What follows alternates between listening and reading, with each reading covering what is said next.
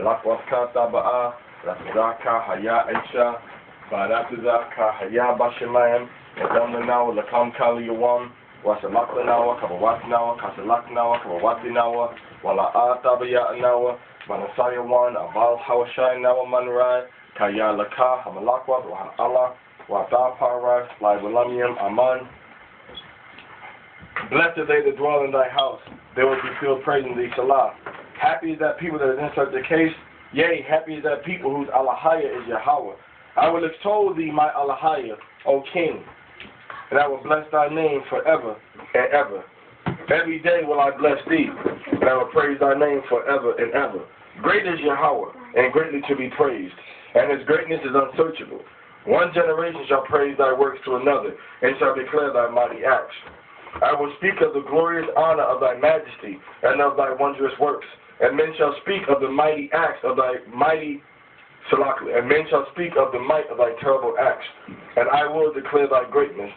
They shall abundantly utter the memory of thy great goodness, and shall sing of thy righteousness.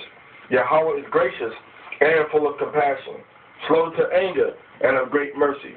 Yahweh is good to all, and his tender mercies are over all his works.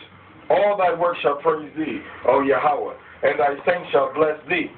They shall speak of the glory of thy kingdom, and talk of thy power, to make known to the sons of men his mighty acts, and the glorious majesty of his kingdom. Thy kingdom is an everlasting kingdom, and thy dominion endureth throughout all generations. Yahweh upholdeth all that fall, and raiseth up all those that be bowed down. The eyes of all wait upon thee, and thou givest them their meat in due season. Thou openest thine hand, and satisfies the desire of every living thing. Yahweh is righteous in all his ways, and holy in all his works. Yahweh is nigh unto all them that call upon him, to all that call upon him in truth. He will fulfill the desire of them that fear him. He also will hear their cry and will save them. Yahweh preserveth all them that love him, but all the wicked will he destroy.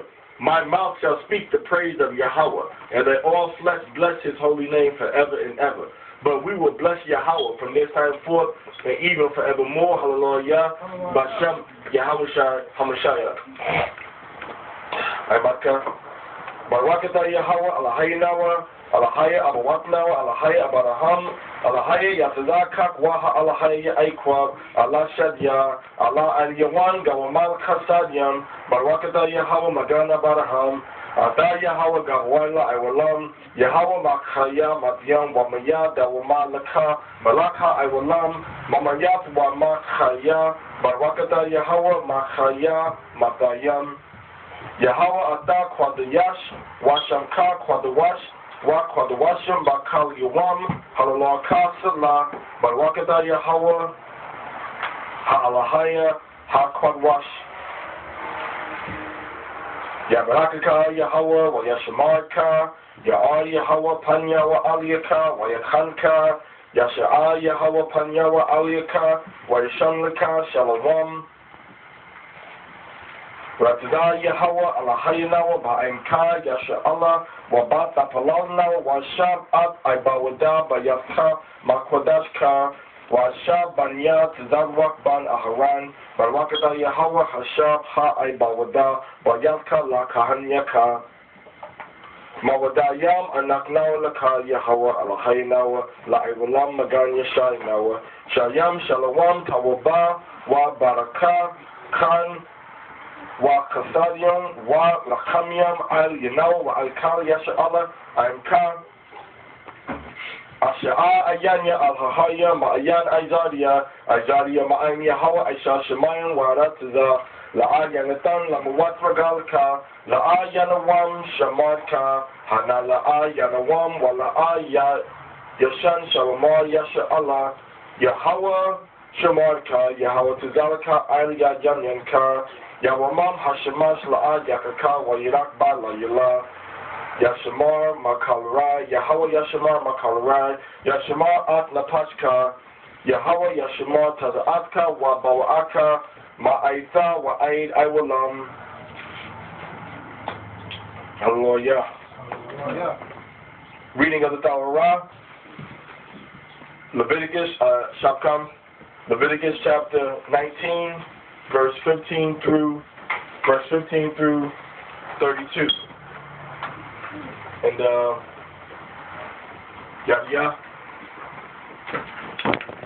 Leviticus chapter 19, verse 15 through 32.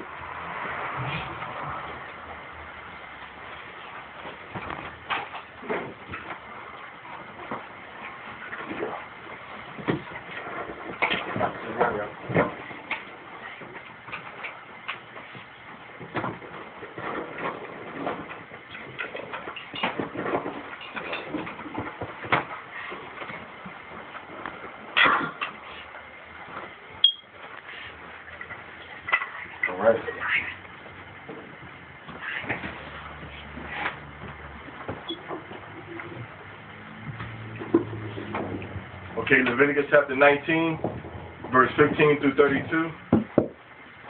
This is the Torah reading for the day. This is the fifth of the this is the fifth section of the Aliyah, which is divided into 7 portions. Each reader reads one portion on Shabbat, and throughout the week, it behooves you to read one portion every day of the week.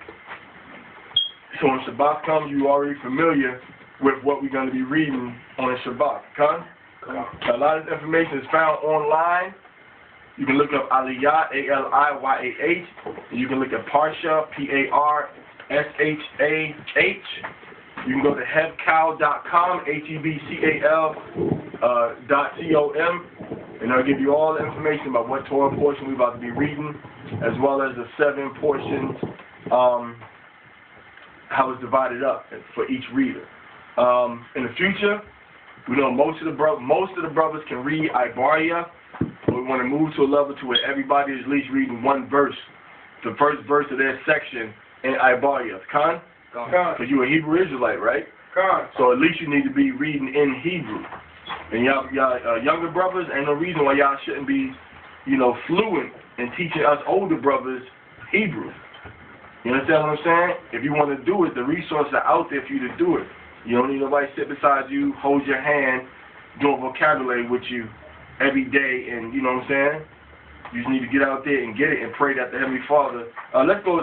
Before you read that real quick, let's go on to the Song of Solomon. All right, because you at a level when you're an older man, your faith, you already been disappointed because you didn't understand what faith was. You understand? So the level of faith that you have was based on false hopes and dreams that they told you about, but it wasn't based on having nothing spiritual behind it. So now you understand what faith really is when you put faith in the Most High, understand what His Word says, and then you walk in what His Word says, and you walk in wisdom, and then you pray to the Father, and the Father can more aptly hear your prayer.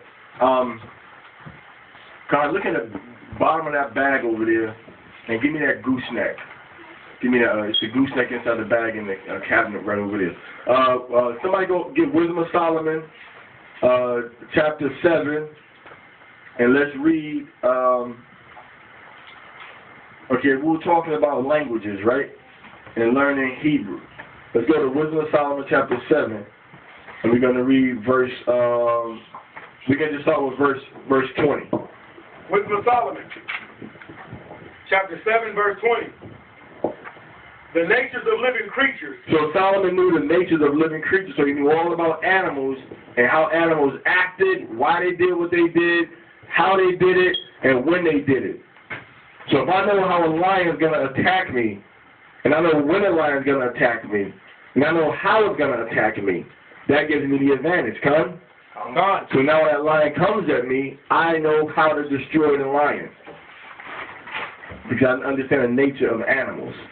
How, why, when. Okay, go ahead up. And the furies of wild beasts. So he knew the furies of wild beasts. So he knew how animals attack. He knew what made animals mad, how to get them to that point to where they have a lot of fury. Okay, go ahead. And the violence of the wind. He knew about winds. That's dealing with different aspects of meteorology.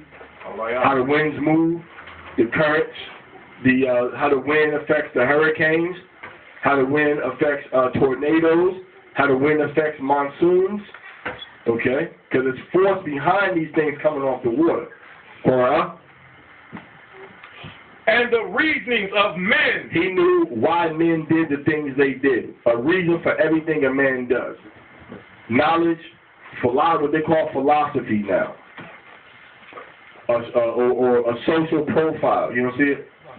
Or a social profile. Check this one. All right, Torah. Diversity of planets. He understood diversity of plants. Okay? He understood what the different kinds of plants and what they could be used for. Torah. And the virtues of roots. So he understood the virtues, what you could use different roots for. Some roots are for perfume and colognes. Some roots are for coloring. Some roots are for healing, for medicine. Some roots you can use to make clothing. You understand? So Solomon understood all these things. Con. Torah. And all such things as are either secret or manifest. Now check this out. Solomon understood all things that were secret and manifest. Aliyah. Now this is all, the point I'm making is that in order for you to really understand this Bible, this makra'ah or makwara'ah, you're going to really need to look at it in the original context of Ibarya, what they call Hebrew and Ibarya now. So that's what this is all leading up to. I'm about to make the point. All right, Torah. Them I know. So Solomon knew everything there was to know. Secret things and things that every other people knew. All right, Torah. For wisdom. For wisdom. Read. Is the worker of all things. Wisdom, which is the worker of all things. So Solomon dealt with high levels of wisdom, which you get from obedience, which you get from doing virtuous works, things that are going to increase your virtue. You get wisdom by walking in her, by doing the things that wisdom says to do. In the Proverbs, in Ecclesiasticus, in the Ecclesiastes, in the whole Bible, period. And you store that treasure in heaven. And then you go to the Father, and the Father, through the name of his Son, Yahweh HaMashiach, gives you favor in his sight and in the sight of men. But first you have to walk in wisdom. You understand? So you haven't been corrupted. Go ahead. Verse 22. For wisdom, which is the worker of all things, taught me. Okay, so wisdom taught Solomon the things that he knew. Do you understand that? Does anybody understand that? Come. So wisdom, who taught Solomon Shemaiah?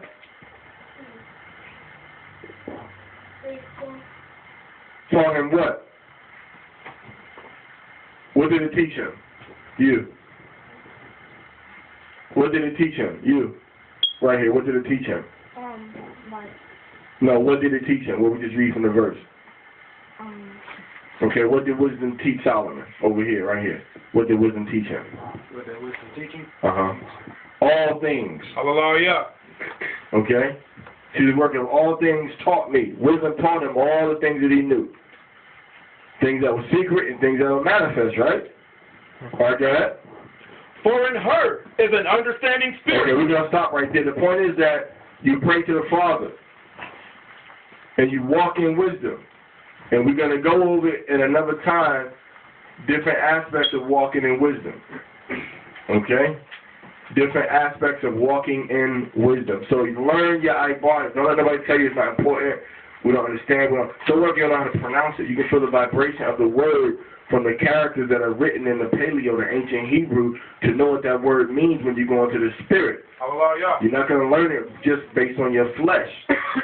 It's only but so much. What's that dude named Jeff Bonner? It's only so much he can show you because he's a Gawalian. Hallelujah. Certain things you can only go into the spirit and see and understand. And be provable based on the characters. You understand? So y'all at a point where you can read the Hebrew. You should understand what the Hebrew says. You mean maybe you need to take some time out in your life, go off by yourself for 2 or 3 months with nobody. Just an interlinear Bible, Hebrew dictionary, and a little bit of water and food, and just dive in. And that's going to give you a better understanding of the word of the Most High. Okay? All right, so let's read Leviticus. We in chapter 19, and we start from verse 15. Okay? Okay, up. Ye shall do no unrighteousness in judgment, Thou shalt not respect the person of the poor, nor honor the person of the mighty. So if somebody have rich money, poor money, good lawyer money, no lawyer money, your judgment is supposed to be the same for everybody. Don't do unrighteousness in judgment. Treat everybody the same. When right is done and wrong is done, react the same way to the people. Now, doing this, Zayatan, allows you to walk and manifest in what pillar of wisdom? The fourth pillar, which is equity. You understand? That allows you to move in equity. All right? So, when your little bad, smart mouth, disrespectful son do something, and then your cute, adorable, obedient, never been in trouble daughter do something, and they do the same thing, they get the same punishment. You understand? That's equity, and it starts in your own home. All right, Torah? But in righteousness shalt thou judge thy neighbor. So in righteousness you judge your neighbor. We're going to fly through this. We're going to take too long on this one. In righteousness, you what? Judge your neighbor. All right, go ahead. Thou shalt not go up and down as a table barrier. As a what? Table barrier. Read that again. Read what you see. Take your time. Oh. Table. There's no B there. It is a B. You see? Oh. Tail barrier. I'm sorry. So is there a B or no? Not fly. Okay. So they should not go up and down as a what? Tail barrier. Tail barrier. That means mind your business. Aliyah. Don't meddle with other men's affairs. Aliyah. Right? Don't meddle with other men's affairs. Don't worry about what a man is doing with his wife, with his sons, with his children, daughter. Mind your business. Is basically what that's saying. Right? That's what it's saying. Don't go up and down as a tail bearer. Don't be broadcasting everybody's business to the next person, man. All right? That's feminine. All right? That's a weakness. And that's how people get stuff started. And that's how people get killed. In all actuality. You telling people business. All right? Read. Among thy people. Go ahead. Neither shalt thou stand against the blood of thy neighbor. That means if something bad has happened to your brother, you got to jump up and defend that brother. Don't stand against his blood. All right? Don't stand against his blood. The blood represents something bad happened to him or a condition, and life is leaving him, and you standing against it, his blood. All right? You're supposed to stand for your brother and help him if you get in a bad situation. All right? So if you see a brother getting beat down, you're supposed to come and help that brother that's getting beat down. Okay? Go ahead. I am the Lord. So I am Yahweh. Go ahead. Thou shalt not hate thy brother in thy heart. So we talked about this last week. Because that goes into how many of those fruits, those works of the flesh. Variance, emulations, sedition, right? It goes to so many of those fruits of those works of the flesh. And it all leads to hate. All right, go ahead. So don't hate your brother, period. Now, Yahushua said, I know it have been said, love your brother and hate your enemy. But I say unto you to love your enemy. So who enemies was we told to love in the past? We was never told that we could hate our enemy. Saul was not right for hating David. Okay? Saul was not right for hating David. Aliyah.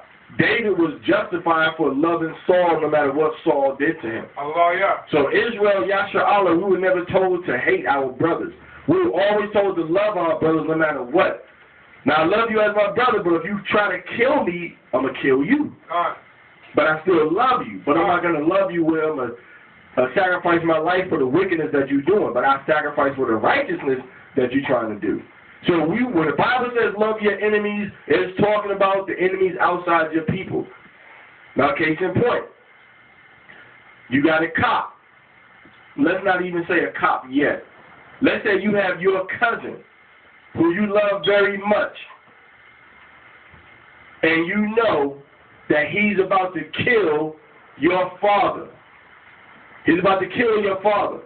Are you going to A, not love your cousin and kill him, or are you going to stop him from murdering your father, or are you going to B, let's not even say love or not. let's say you love your cousin, and your cousin's about to kill your father unrighteously. And you have the power to stop him, but to stop him, you got to kill him. Now, are you going to kill him, or you're not going to kill him? To stop him from murdering your father, or your uncle, or another relative. Is the cousin a Hebrew or a Gentile? This is your cousin. Your cousin. I'm going to love him and put him down. All right. So, your cousin, your Hebrew cousin, because you definitely ain't going to let no Gentile kill your relative. So your Hebrew cousin, if he's trying to kill your father unjustly and unrighteously, and you have the power to stop him, but stopping him means that you got to kill him, then what you going to do? You're going to kill him. Aliyah. Now, did you stop loving him? It's going to hurt you to do that, right? Let's say your own son. Let's say your own son is trying to kill your other son. You love him, but you're going to stop him. And it's just how it is. Love has nothing to do with you allowing somebody to do evil, because we just read you got to defend your brother when he needs help. You can't stand against the blood of your neighbor or of your brother. So just because you let him, you kill him, don't mean you lost love for him. You just got to do righteousness and execute judgment. What? What's up? Can we have a definition, like the difference between kill and murder? Yeah, murder, kill is justified, or it's neutral. When you kill an animal, or when you stop your cousin from killing somebody else. Your cousin's a mass murderer, and he's going to come and kill your relative, and you kill him. Or it's just harag. You understand? Kill is harag. It's justified. It's righteous. It doesn't go against the laws of the Most High. All right. Then you have murder, which is ratzak, which is part of the Ten Commandments. Is la'ah daratzak, which means you shall not murder. You understand? So you can kill, but you cannot murder under any circumstances. But if you do murder, guess what? Most High forgive you. Because what's the death penalty for murdering somebody? The death penalty. What's the death penalty for being a faggot? The death penalty. And it's the death penalty for working on the Sabbath. And it's the death penalty for laying with another man's woman. So you murdering somebody, the Most High gave you the same judgment as if you were working on the Shabbat. It's the same judgment. Everybody understand that? The difference is that you taking another person off the planet. That's the difference. And that's a heavy weight to bear. All right, so the scripture says, don't hate your brother in your heart. But then it's going to tell you the only reason you can even pretend to hate somebody is if it's justified for something they did against you. Read. But you still can't hate them. Read. Thou shalt in any wise rebuke thy neighbor. You got to check your neighbor for what he did wrong. Aliyah. That's the only reason you can even imagine to hate somebody for wrong that they've done. Read. And not suffer sin upon him. Not suffer sin upon your neighbor, which means what? Don't allow him to just keep doing wrong. And you just looking at the wrong that he's doing without saying anything about it. Everybody understand that? You're not supposed to do that. You're supposed to tell them what they're doing wrong and correct it. Read. Thou shalt not avenge. When they say avenge, that means don't take the law into your hand. In other words, you steal something from me, and I see you on the street, I'm going to beat you up. That's avenging. You understand? That's avenging. So anything that's done has to be done inside the laws of the Most High. All right, go ahead. Nor bear any grudge against the children of thy people. You can't bear a grudge against people. Right? You can't bear a grudge, which means you can't hold something in your heart for something wrong that somebody did to you. You got to let it go. Stop living in the past. Let it go. That person's still doing it to you. That person is wrong, But you don't got to hold a grudge. Like the white man. I don't hold a grudge against the white man, but he's still wrong. He's still doing evil. And I don't have the power to get justice, but the Most High is going to get justice. You understand? If your son do something wrong to you, he keep doing it. You don't hold the grudge against him. You say, if you get it right, then we'll deal. You don't get it right, then, we have to deal some other kind of way. So the white man is 100% wrong for the evil he's doing against us. And the Most High is going to give the justice to us that we deserve. Aliyah. And the Most High is going to give you the justice that you deserve for your sins too. So don't think the white man is the only one on the Most High judgment list. You on there too. Aliyah. You ain't exempt. You've been doing sin too. All right, go ahead. But thou shalt love thy neighbor as thyself. Now you should love your neighbor as yourself and not suffer the thing that he's doing wrong to lay in your heart and hold a grudge against him. Read. I am Yahweh. Yahweh said he is the power. I am the power. Go ahead. Ye shall keep my statutes. Thou shalt not let thy cattle gender. Thou shalt not let thy cattle gender with a diverse kind. We can't crossbreed animals. Read.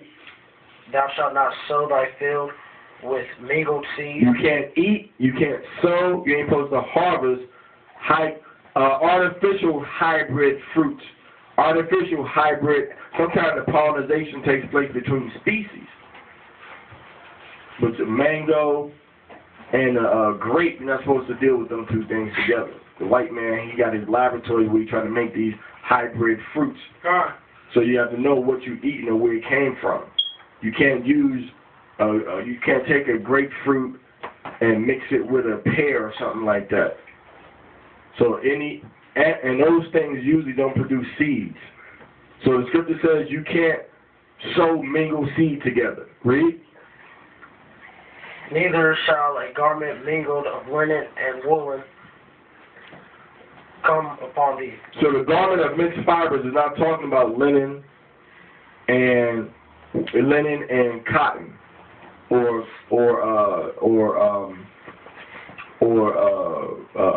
polyester and linen.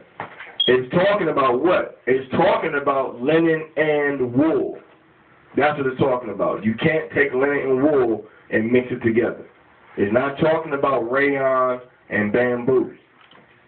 Because you can make bamboo fibers too. Real talk. You can make fibers. Yeah, the shirts out of bamboo. We had some bamboo sheets before. Bamboo shirts. I think I might still have some. So you ain't supposed to take bamboo and mix it with. You can take bamboo, mix it with whatever you want to mix it with. This prohibition when you go into the law. All right, when you go into other aspects of the law, in Deuteronomy 22, I think 12. It talks about not mixing the stuff together. So the prohibition is wool and linen. A lot of people get on the internet and say, well, yeah, I use cotton. This is all cotton thread and cotton thread and cotton material and linen thread. That's not what it's talking about. It's talking about you can't take two.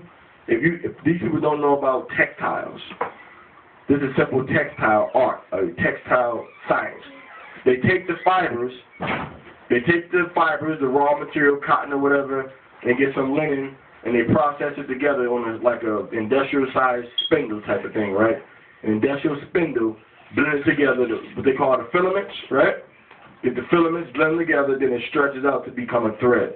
You can't do that with wool and linen, but you can do it with wool and something else, or linen and something else. But you can't use wool and linen. When you look here, in Deuteronomy chapter 22, verse 11 and 12, it tells you that it's talking about.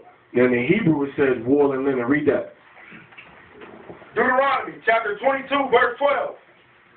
Thou shalt not make thee fringes upon thy four quarters. Deuteronomy 22, 12. Deuteronomy chapter 22, verse 11. Salakia, read 11. Thou shalt not wear a garment of diverse sorts. A garment of diverse sorts, which means different kinds of material, different kinds of threads, read. As of woolen and linen together. If you look at the scripture, it does not say as in the Hebrew, which would be ka, or salakia, ka. It says wool and linen. If you have an English Bible, That's going to be italicized. Okay? That's going to be italicized. Okay? That's going to be young man. Zayatan, can you stop talking, please? You're disturbing the study. The water. Alright, so the scripture says, if you have a Bible, the Bible should be, the ass should be leaning a little bit to the side. Which means it was inserted there. Which means the original said, diverse sorts, wool, and linen. Okay? Why they put ass there, I don't know. That's good out. The water. So, go ahead, keep reading from Leviticus chapter 19, and we in verse 20. Go ahead. And whosoever lieth carnally with a woman. No, we went over this in 1 Corinthians chapter 7. We went over this in Leviticus chapter 18. Lay carnally with a woman means you lay down and have sex with her. Read. That is a bondmaid. The woman is a servant of someone else. Someone else's servant. Not his wife, but it's his servant. Read. Betrothed to her husband. A servant of a man that's, the female servant is engaged to be married. Read. And not at all redeemed. If she don't have her freedom yet. Read. Nor freedom given her. Read. She shall be scourged. She got whooped. The woman got whooped. Go ahead. They shall not be put to death. Okay, she didn't get put to death. Okay. Hold that real quick. Go to Leviticus 25:44. Real quick. Somebody jump there real quick. 25:44. Okay. Hold up. Quarter. Leviticus 25:44. Both thy bondman and thy bondmaid. So when they say bondman over here, they ain't talking about a Hebrew. It's talking about a Gawayim. A Gawayim, which is a Gentile. Read. Which thou shalt have, shall be of the heathen. So the Gawayim the bondmen and bondwomen were from the other nations that weren't Israel. Read. That are round about you. Go ahead. Of them shall ye buy bondmen and bondmaids. Of them we could buy bondmen and bondmaids. God? God. Now when you had the woman became a maiden brought into a man's house. But to be bonded was the Gentiles. The Israelites weren't bonded. The Israelites became just the servants of the man or the family, okay? Or they became workers in the household. Okay? So these are the ones, and a lot of times when we got the bondsmen, we didn't go out and just kidnap people like the white man did. These are prisoners of war, or people that we bought that were prisoners of war from the other nations. We didn't just go out on raiding parties and take people slaves and bring them back to the Yasharahla and sell them. We didn't get down like that. That's not how we got our servants. Somebody came to the country, they would sell themselves to us, we gave them money, they might send the money back home to their family, and then after a while they say, well, I want to stay with you forever. Now once they sell themselves to us, then bam. Once they have children, and once they have children belong to us forever. Aliyah. Aliyah. And once you read the scripture, when it tells you about when a woman was taken in, let's say if you have a man that's taken in war as a captive, which was rare, by the way, because most of the time the men got killed, and it was the women that were virgins and the children that got taken back to our land. So a lot of men were killed. Now, when these young boys were prisoners of war, when they grew up in the land of Yasharahla, they were servants. And their children will be servants too. And their children will be servants. Now, after being around us for so many years, a good servant, we treated our servants good. Because when you ran away, you couldn't be given back to your owner.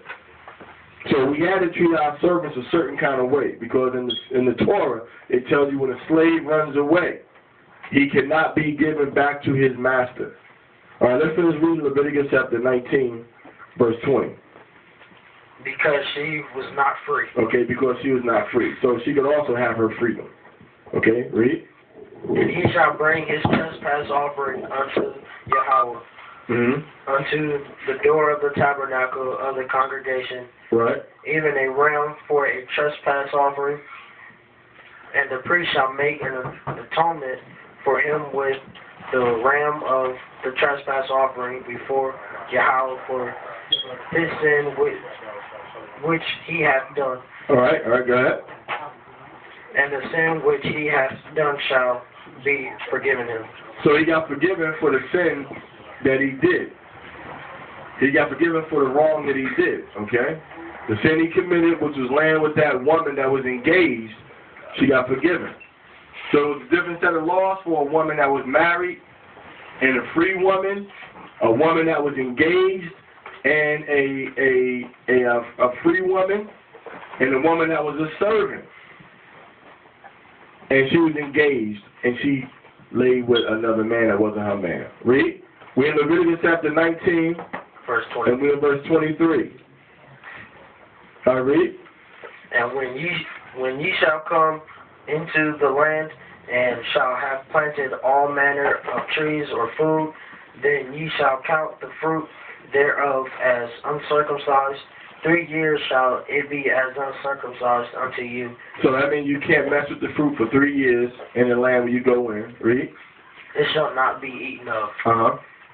But in the 4th year, all the fruit thereof shall be holy to praise Yahweh withal. So these, on the 4th year, these animals, these foods rather, were used to praise the Most High. These were holy, which means these things would only be used for certain feast days and holy days. Read.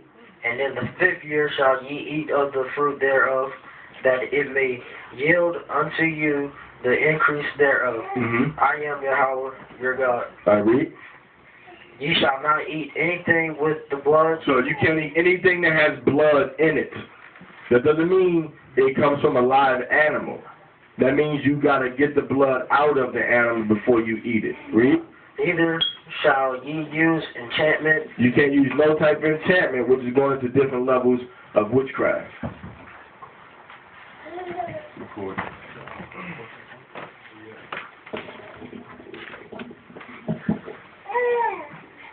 All right, go ahead.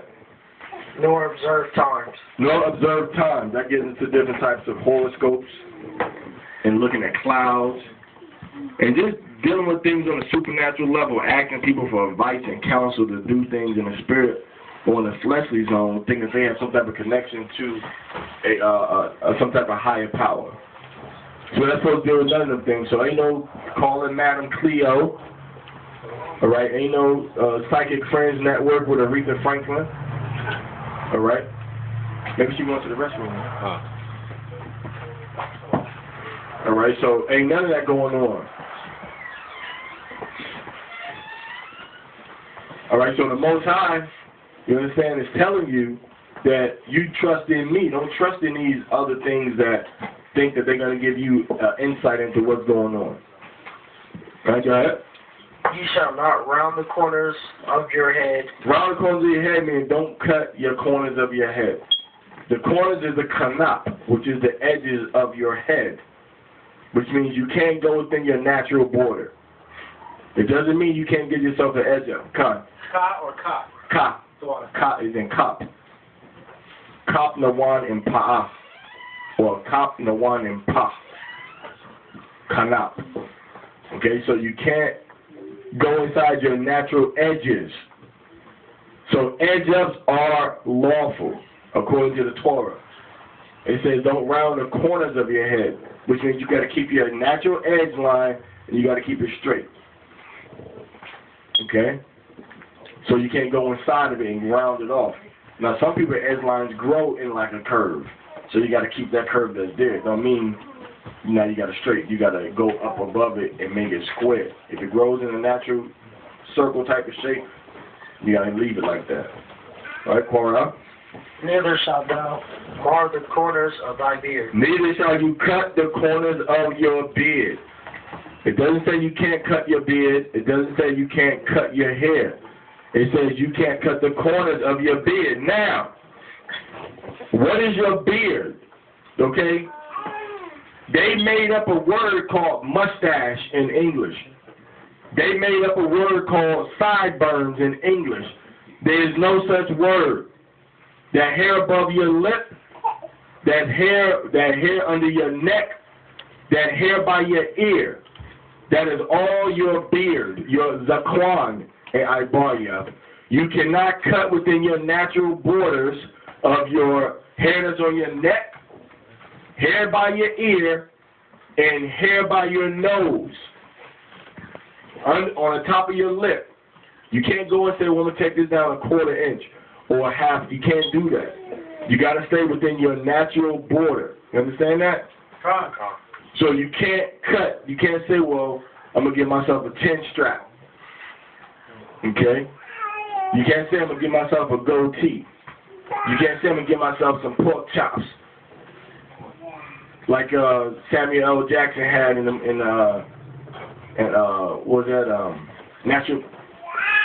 Pulp Fiction. The little thick sideburns. Thin at the top and then wide at the bottom. Alright? Huh? Isn't that called mutton? I don't know. Alright, so you can't do your hair, but you can wear it, and you can wear it natural. In other words, if you look in the mirror and you see a line of stubble coming back, you went too far. Aliyah. You went too far. Because the stubble is going to tell everything. Come. Right? So stay within your natural border that the Most High gave you. Okay? So we got to bring that out because now we got a book that we already put together that has the law divided into 10 different categories. Alright? And with funding from the brothers, we're going to be able to make this book available to other Ibarium, other Yasharahla that want to learn and read the law. Right? Because the law, for its practical applications to us, can be broken down into about 10 different categories. Okay? And those 10 categories, those 10 very important categories are prophecies of Yahushua within the law. National prophecies, prophecies about Israel within the law. Moses' song within the law also. Alright? So prophecies, national prophecies, which is prophecies about the children of Israel. Laws about government, the true and legal government of the children of Yasharahla. Laws about Gentiles. There's a lot of controversy over what Paul wrote, what Peter wrote about the Gentiles. Well, let's end the controversy by seeing what does the law of the Most High say about the Gentiles. And let you stand before the Most High and tell him, while that law is done away with now. While we don't got to keep this law no more. All right? We got laws about loans, loaning people money, and being honest. Laws about honesty in loans.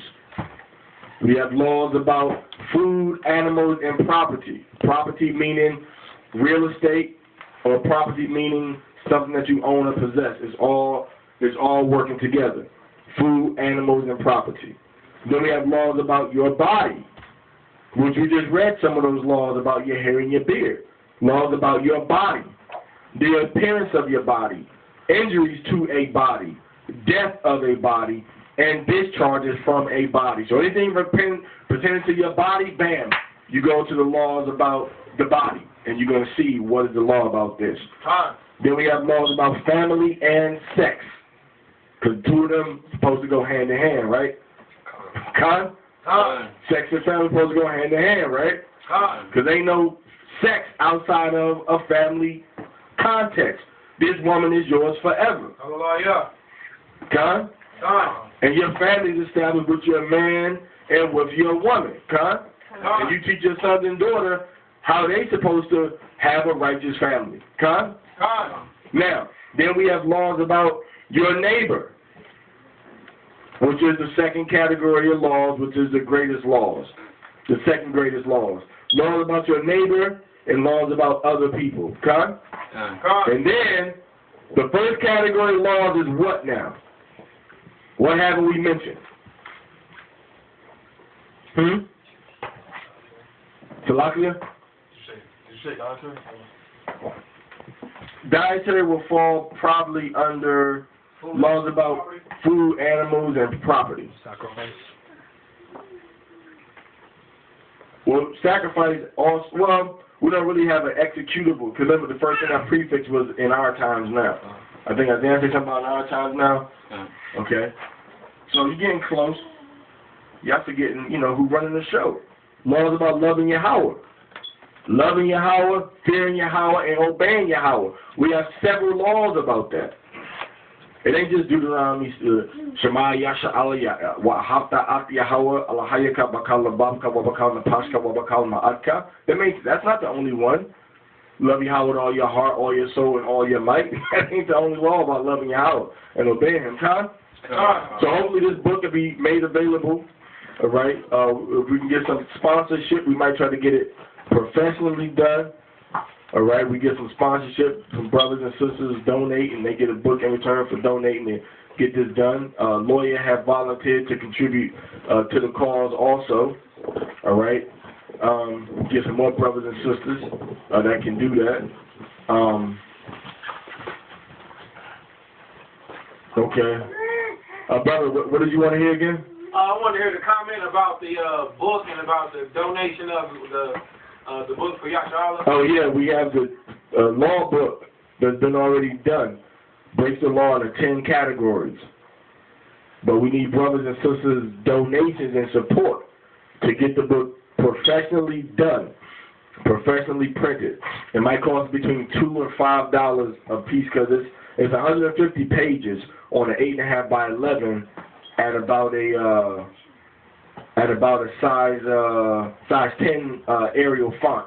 Most of it is size 10 actually not Salakia. Most of it is size 14 Arial font. Most of the laws in size 14 Arial font, so that's a lot of pages. So hopefully we can get some type of publisher or bookmaker to just buy them, press them up and bind them up for it, but we need money to do that. So maybe we can get brothers that want to donate some money and we ship them some back wholesale or whatever. Then in return for their money, we ship them some back, then they can retail them. $10, $15, $20 a book or whatever, but just a handy guide where you can go and look at what are the laws. And it's in 10 categories that's easy to look up. Anybody understand what I'm saying? So basically, once you get a little bit of money, you go to a publisher and say, wait, hey, look, I got $500, $600. I need to get these 100, 200 books, 300 books printed up, and bam, they can send them back. And then we got all these books, and now we can, move these books onto the people so they can have the law categorized. Now, I wished, which I'm not a wisher, but I can't have all that done and give it to everybody for free because we don't have the income for that. We don't have the support for that. We don't have the backing for a project like that. Okay, so it's gonna have to be some type of remuneration for what's done.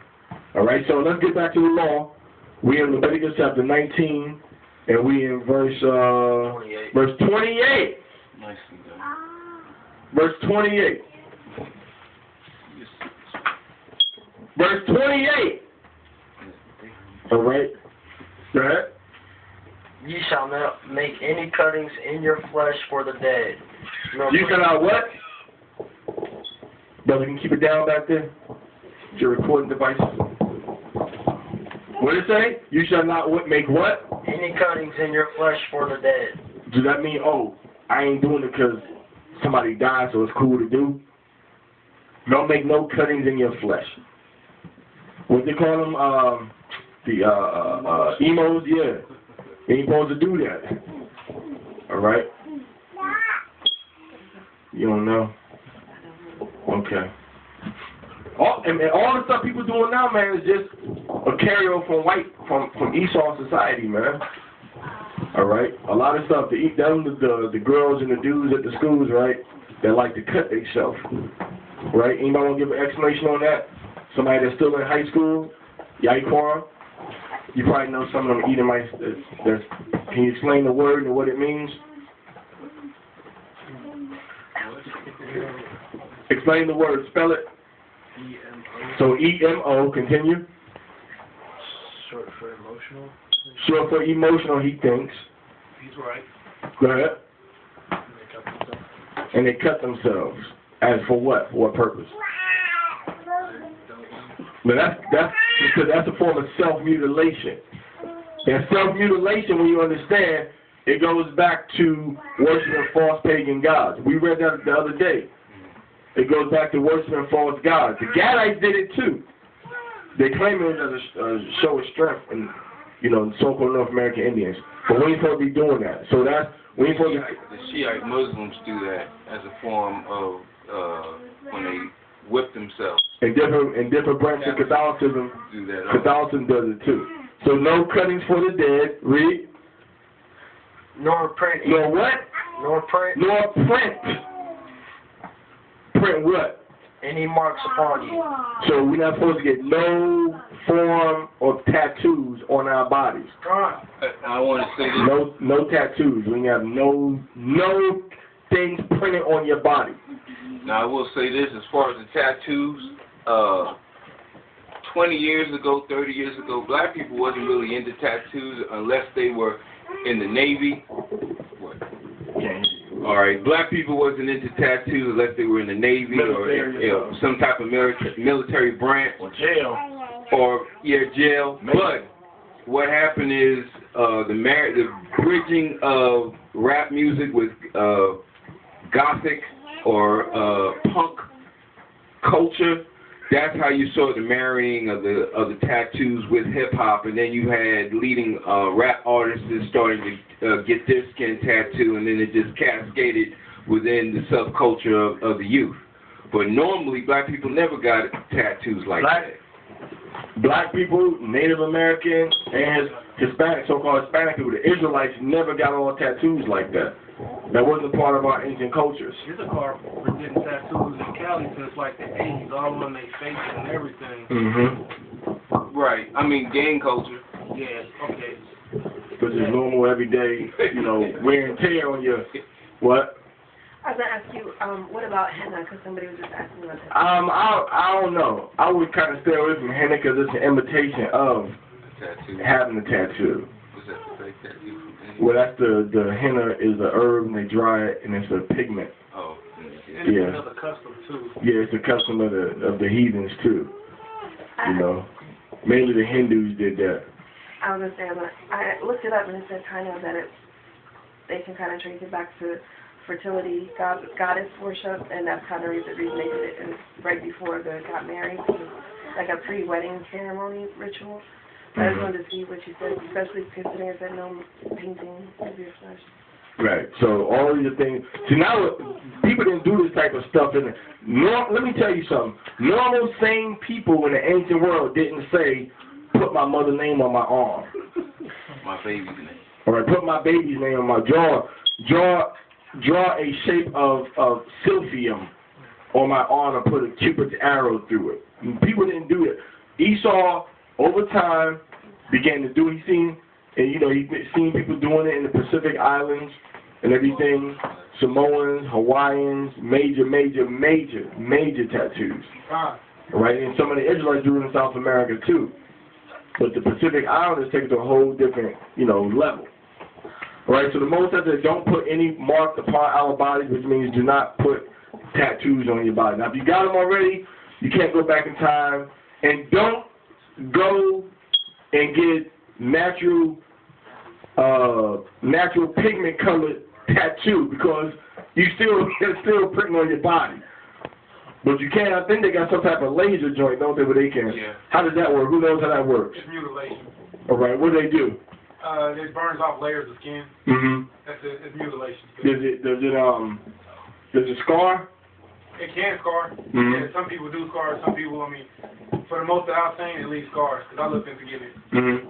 And it's like, so instead of a tattoo, it'd be like a light scar? What I've seen is after you get the scar, they encourage you to use a melanin type cream or like a type of cream that helps you supposed to heal and cover it up. Mm-hmm. But it's still mutilation that is the most high tech. Mm-hmm. Okay. All right, so don't print no marks on your body. Verse 29, read that. Still on 28. Salaki, I apologize, brother. All right, go ahead. I am Yahweh. I am Yahweh. So Yahweh saying, don't print no marks on your body. Read. Do not prostitute thy daughter. Prostitute means don't profane. Don't put your daughter out. It means don't profane in any kind of way your daughter. So don't put your daughter out there like a hoe. Which means what? When you send your daughter on a date, all right? When you send your daughter on a date with a man, you are responsible for what happens to her. When you send your daughter out there half dressed, it's your responsibility. It's on you. All right, so prostitute your daughter is, what does a prostitute do? She dresses a certain way, but that's only one aspect of a prostitute. A prostitute is most known for what? Not working for money, but having relations with men, another man. So you condone your daughter being with one man. That's it. You condone her being with one man. You don't condone your wife being with 3, 4, 5, 6, 7, 10 men. You don't condone that. You understand? Yeah. And you don't do it yourself, brothers. Akim, you don't do it yourself. You don't say, well, yeah, I'm going to get with her. If it don't work out, then she out there. And what's that going to, you want somebody doing your door like that? All right, so you ain't supposed to do that. All right? You're not supposed to do that. If you want, you can put that chair over there, too. All right, so the scripture says what? The scripture says don't prostitute your daughter. So you carry your daughter around, you treat your daughter with dignity and respect. And you teach her to respect herself and to respect her body. All right? And to cover up her garden. Cover up the things that are precious in her breast. Not to highlight her butt. Not to highlight her pelvic area. Not to highlight her chest. You teach her to keep these things covered up when she's out there in the world and when she's in the house. You understand? All right, so the scripture, don't prostitute your daughter, read. To cause her to be a whore. Don't do anything that will lead to your daughter being a whore, a freak, a scatter. Okay? Stop, man. You say swat. Stop. Okay. Which is an acronym for that hoe over there. All right, so don't condone your daughter being a thought. You understand? So you're not supposed to put your daughter in situations to where she learn it or she is going to be looked upon as a whore. This is very important scripture. Now these all are inside of the category of the Torah pamphlet under family and sex. I was about to say, did y'all hand out those? Did y'all hand out some? Oh, la'ah. Was actually talking about funding forms. Okay. And Yahweh said, yeah, you got the best job around, man. You employed by the state of Ohio. He gonna get a fund me campaign going? Yeah. So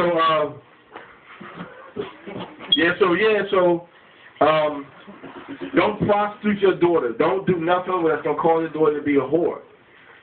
You understand? Don't do it, man. How she dressed. What it say? It says to cause her to be a whore. Who understands what you're talking about? Raise your hand, please.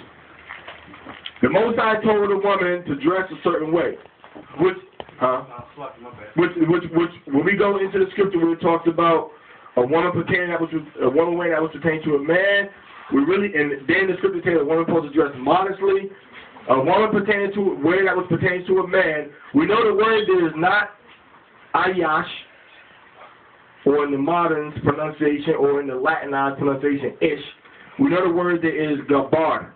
And gabar is more expressed with a manly type of man. Which the ultimate expression of a man in society was what? When he was a warrior. Now, gabar, G-A-B-A-R, or for y'all modern brothers, Gimel, Mem, and Lamed.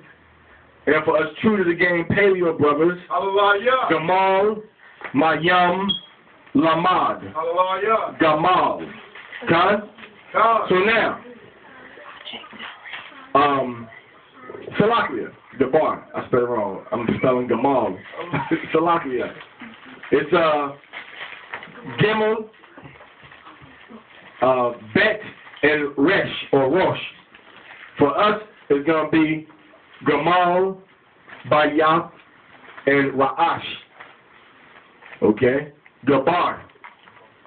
Gabar. Now, who's ever, raise your hand if you've ever, anybody got a decibel meter? Because we got the decibel police over here. About to write me a ticket. They say my decibel level is too loud for inside or commercial area.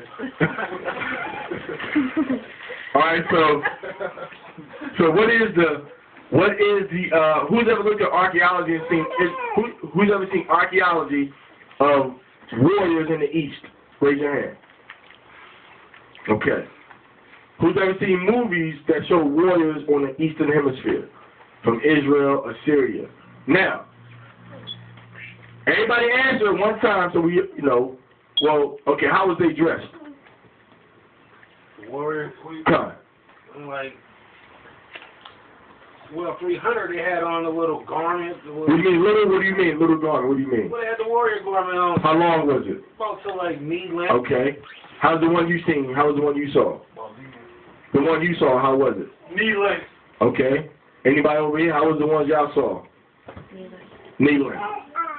So let's say a woman shall not with that which pertains to a man is talking about the garment size and length that a warrior wore, not pants. So a woman's legs is supposed to be covered with a loose, modest garment. That's what it's talking about. It's not talking about, oh, she can't wear pants. Because what she got on underneath her skirt ain't nobody's business.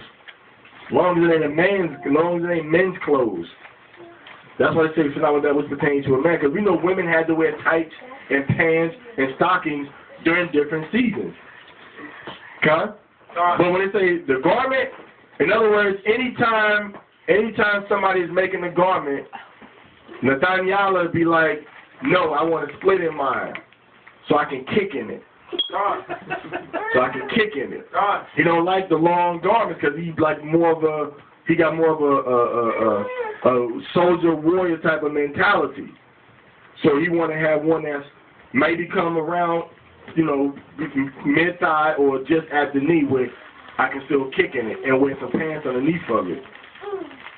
But pants was not a part of the everyday wear in ancient Yasharahla. You just had your loincloth and then you had your garment on top of it. But there's different types of Hebrew garments.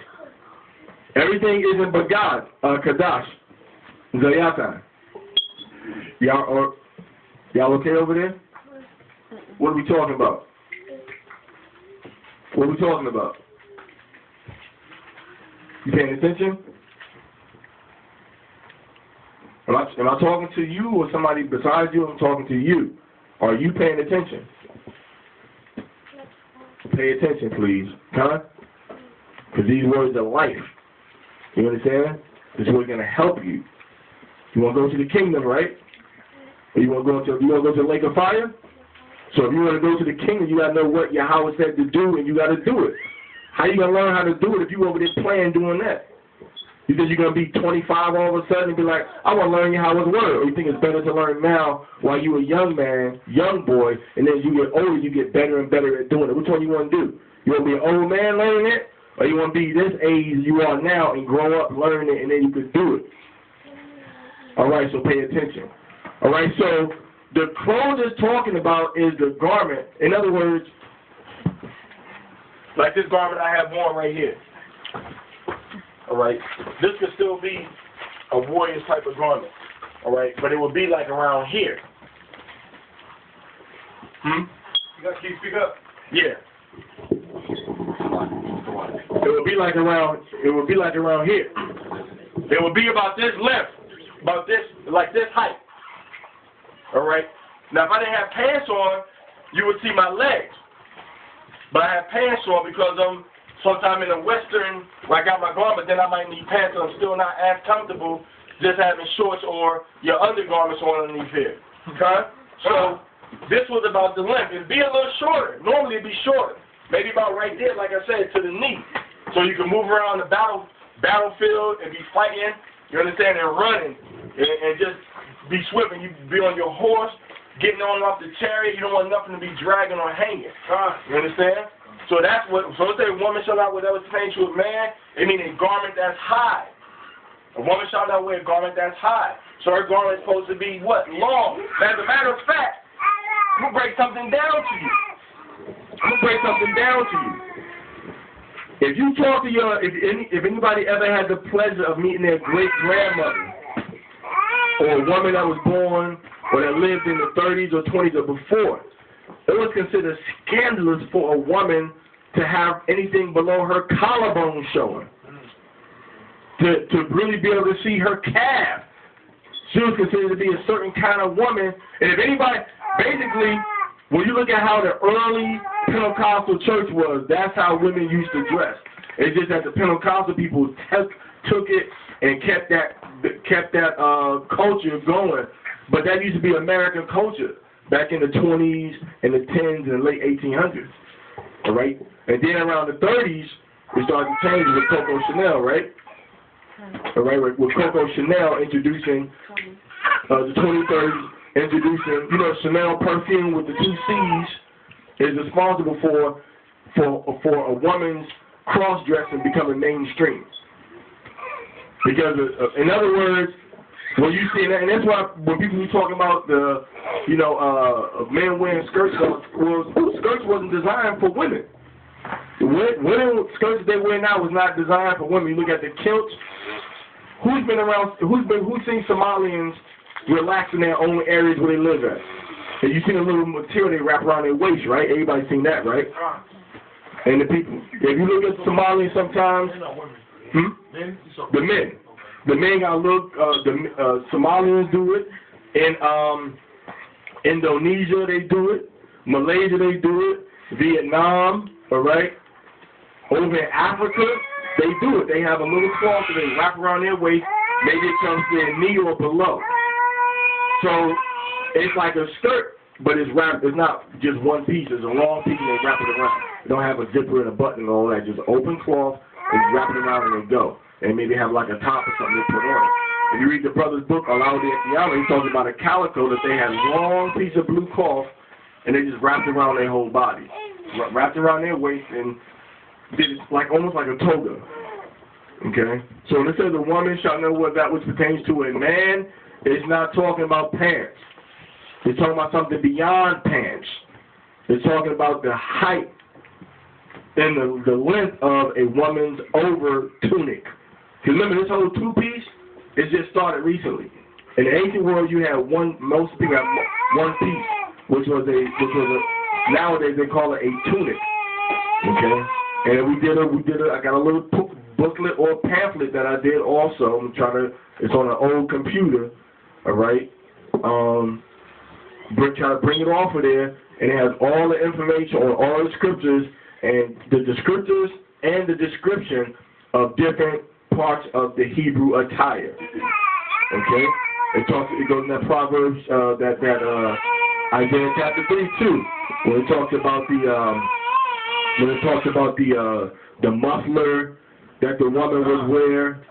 Okay? It goes into what is the diadem. It goes into what is the mitre. Okay? It goes into the glasses called something else. I forget what they're called. So anyway, that's what that scripture is talking about. So a woman's garment is supposed to be long. Man's garment could be long or it could be short, depending on what he's doing. But a woman's garment was look at Harriet Tubman. Look at Sojourner Truth. You understand? Look at if you was down south, look at your grandma that was down south. Their garments always were a certain length. And then as the white man started to teach everybody to be more fastidious, they got higher and higher, higher and higher. Until now it's like she got to pull it down every step she takes. All right? So we really got to get back to that. There was a one-piece garment and there was a long tunic. Now, most of the brothers in here are dressed like shame servants. Well, not, I don't know, most of them, I haven't taken a survey. Shame servants. Because what happened when David's men went to see the king, when the king had died, and David went to see his son who became the king? What did he do? Anybody remember that history? We talked about that on Shabbat then. All right? So, they trimmed off the beard, right? Cut half the beard off. And they cut the garments to their butt. Which means what? They cut the garment midway. Which means it was a shame for them to have anything close to their loin area exposed by their garment. And remember, pants wasn't even if you put pants on underneath of it, if you were traveling, it was cold or winter or something, the garments were still long. The garments were still longer. It still was covered. It still was, and everything was covered. Now this, the way we normally dress with the t-shirts and all that, and the shirts and my little work shirt I got, that's technically going up under strange apparel. Because nobody in it. What archaeology you see with somebody with t-shirts and pants? You know what I'm saying? No art. All that right there just started. I give that to like the 30s, 40s maybe. Even the walls of the pyramid, they was like right here. Exactly. Only the men had their legs like showing it was right here. Right.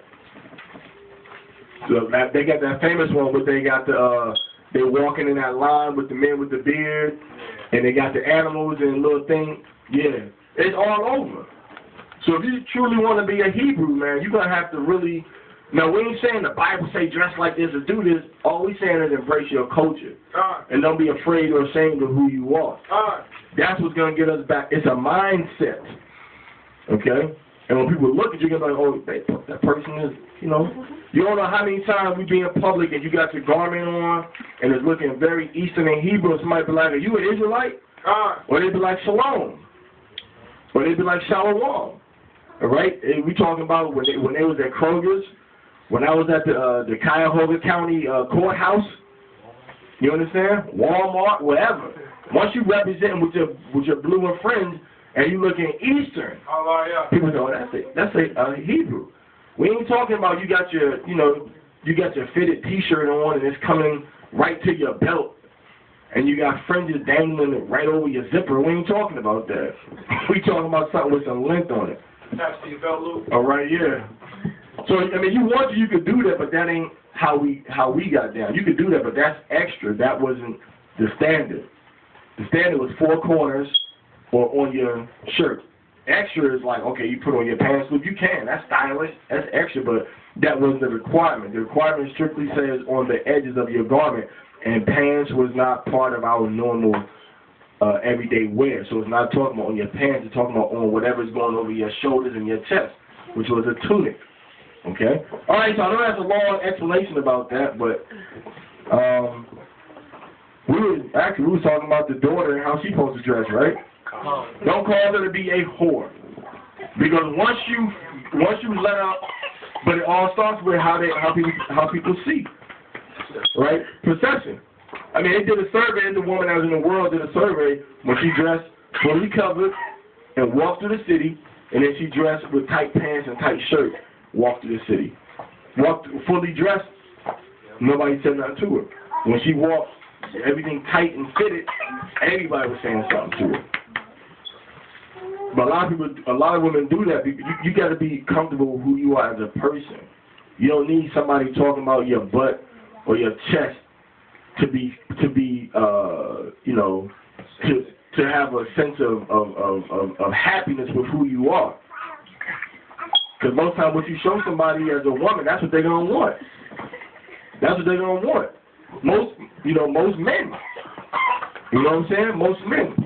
So you got to dress appropriately and dress in a more Hebrew type of, a more Hebrew type of fashion. You understand? Just read the scriptures and study the scriptures and you'll see. So don't prostitute your daughter. Don't do things going to cause your daughter to be defiled or profane. Okay? To cause her to be a whore. When you do that, you're causing your daughter to be a whore. Because you're putting her out there. And same thing with your son. Don't put your son out there as a whoremonger. It's not an accomplishment or conquest to have sex with a bunch of women and send them back to their mother and father without being married. All right? Now, if you get them all, say, look, you, and you, I'm going to marry all 5 of y'all. I'm going to talk to your father. All you're going to be my wives. Go for it. But they say, oh, prom is coming. Oh, it's trick-or-treating. We out tonight. Or oh, it's New Year's. And oh, it's Christmas vacation. Oh, it's spring break or whatever. I'm a prom. All right? Worst one. Yeah, because prom is just a testing ground for who really going to be the big hoes. That's just a testing ground for who really going to be freaky when they graduate. All right? So you got to deal with these women righteously. And your daughter, you know, the scripture say if your daughter is disobedient, keep her in the crib. Watch her eyes. Watch her eyes. She got haughty eyes and rolling eyes and stuff. I mean, wasn't no such thing as rolling eyes when a lot of us was growing up, man. You know, a lot of us done got little cuts from our lips, getting smacked in the mouth for sucking our teeth or about to say something back. Ain't even get it out halfway.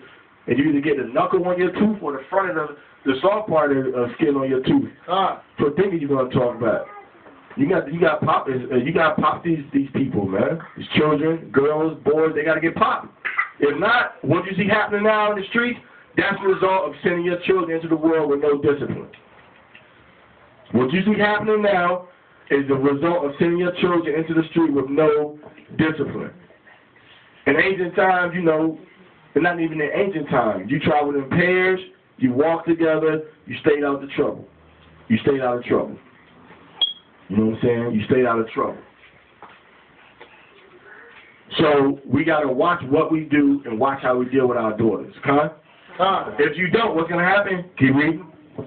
Now read Leviticus 19:29. Go ahead.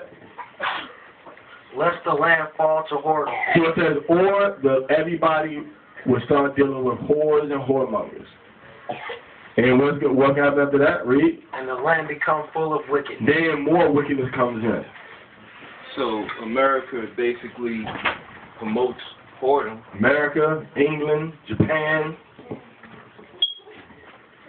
Who can? So basically America promotes whoredom openly, and the church is supposed to be the standard of moral for the society, but it's the other way around. Society sets the standard for the church. Okay, so this is why, you know, the media, the movies, the radio, this music, everything promotes whoredom. So it's no wonder each generation becomes more wicked than the preceding generations, because this is what they're being conditioned to. What you see on television, I mean, homosexuality is basically mainstream. It's no longer late night. Okay, it's prime time. So all your major shows on all your channels is promoting homosexuality and also promoting whoredom among women. And this is the end result. Right, so now it's up to us to curb this righteously from where we are. All right, go ahead, finish reading. Leviticus 19, verse 30. Mm-hmm. You shall keep my Sabbaths. You shall guard, protect, and preserve the day of rest. We have to respect the day of rest. You cannot work on the day of rest. You cannot do your pleasure on the day of rest. What did Josephus say we did on Shabbat? Because this brother might say, well, this is my pleasure. This brother might say, well, I only got pleasure in this. In other words, he might do something and I might do something. He might say, well, it ain't his pleasure, so he can do it. I might say, well, it's my pleasure, so I can't do it.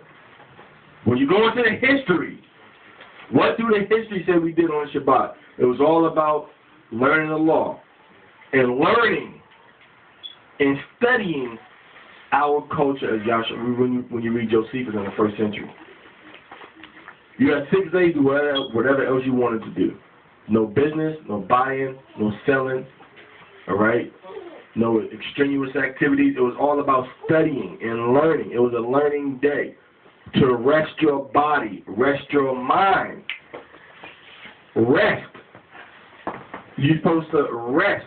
Rest. Matter of fact, the word in Hebrew, when we say sit down, what's the proper way? What's the plural mandate for sit in Hebrew?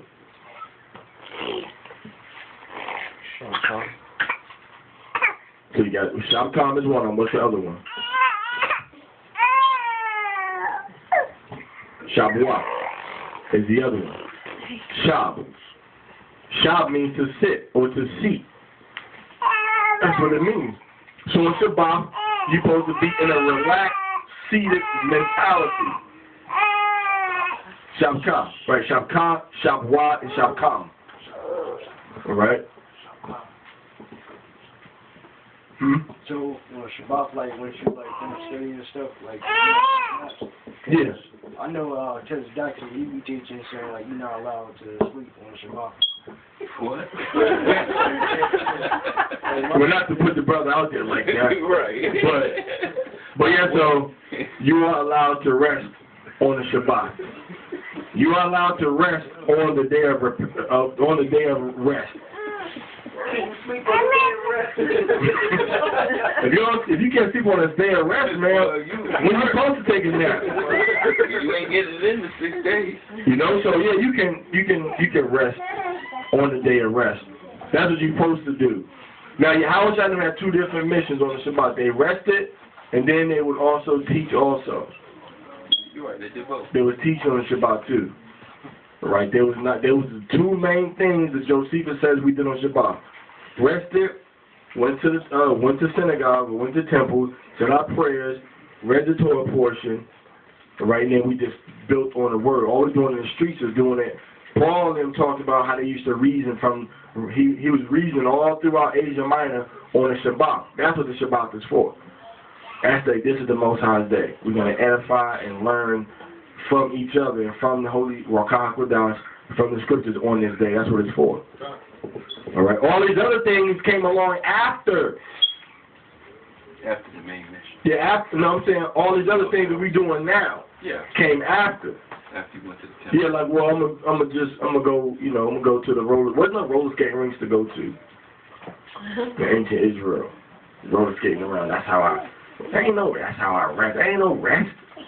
Your body is, see, it's not just not working. Okay?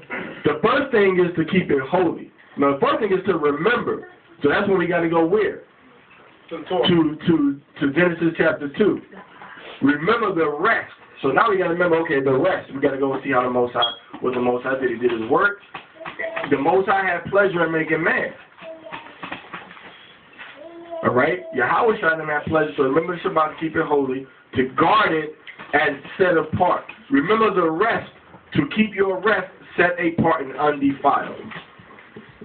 Okay? What was your question about? Question among some of the Gabarim and Yasharahla is rest on the Shabbat and training. Can training be considered a form of rest? No. Sabbath? No. Can you explain why not? Because it's not resting. It's a definite, it's a mental, and it's a physical exertion that does not circle around edifying the law, statutes, and commandments of Yasharahla. It's like you might do training, so whatever you're doing, you might do training. I might say, well, I'm going to go lift me some weights. I'm going to go do some push-ups on the Shabbat. And we know that these things are not shab. You know, these things are not shab. These things are actual labors where we not rest. And also, the best thing to figure out on the Shabbat, what to do, is one, is this a holy activity? Is this a set-apart activity? Number one. Number two, is this activity necessary to do on the Shabbat? Like we know, getting an apple is not holy, but it's necessary to eat and to maintain yourself on the Shabbat, because the Most High didn't say, don't eat an apple on the Shabbat, but you can't eat. Oh, you're supposed to Fast on So he said, don't cook the food on the Shabbat. He said, cook what you want to cook before and boil what you want to make before. So those are the two things. So sometimes it's not about, because the Most High is looking like, yo, this is the day for me. This is his day. You know, what are you doing for me? Are you doing this for you on this day or for me? Okay, the Most High said, don't speak your own words. He said, do his words and walk in his way. So do his way. Man, if we spend the Shabbat, in other words, you go to a lot of these other people, man. You know, remember how you was on Sunday? You go to Sunday school or whatever, then they go to church or whatever, then that's over, you go home and eat, then you be right back after that for evening service or whatever. Then they do the stuff. If we spend as much time with each other on Shabbat day, instead of saying, well, I got to break out, I got to go, I got to do this and this and that, it would be like having 2 days of study in a row. It would be like you studying, it's like 2 days in a row. We just kicking it and we going into what the Most High said. And we're looking at the history and the culture. Okay, and also on the Shabbat day, everything centers around the Most High. So that's a good rule of thumb. Is this holy and is this necessary? But we're not trying to add all these extra rules like you can't pick no corn, you can't give nobody no Band-Aid on the Shabbat day, you can't heal nobody on the Shabbat day, Shabbat. You can't tend to a sick person on the Shabbat. So you can do all these things on the Shabbat day. Okay? You can't buy, you can't sell, and do things of that nature. But you can do if it's necessary to preserve a life on the Shabbat. So just make provisions before the Shabbat comes for what you need to do. So it says, reverence my Shabbat. Correct? Reverence my sanctuary. And reverence his sanctuary. Which means the temple at Yasharahla. Reverence it. Alright? Have respect for his sanctuary, his holy place. Go ahead. I am Yahweh. Here's your how. Go ahead. Regard now we stopped at 32, right? Well, you start to read it. We stopped at 32, right? Okay. Go ahead. Leviticus 19, verse 31. Mm-hmm. Regard not them that have familiar spirits. That's the clairvoyance, the Ouija boards, the consulting people through cards and tarot, witchcraft, calling somebody from the dead, all these things that people do to try to get some extra answers from somebody, from a spirit. Because these are demons that these people are dealing with a lot of times. Okay, whether it's Oria, whether it's roots, whether it's voodoo, whether it's santeria, it's all dealing with witchcraft and evil. It's not of the Most High. All right, go ahead. Neither seek after wizards. Neither seek after wizards. All right. Now these things, wizards now is not like it was back then.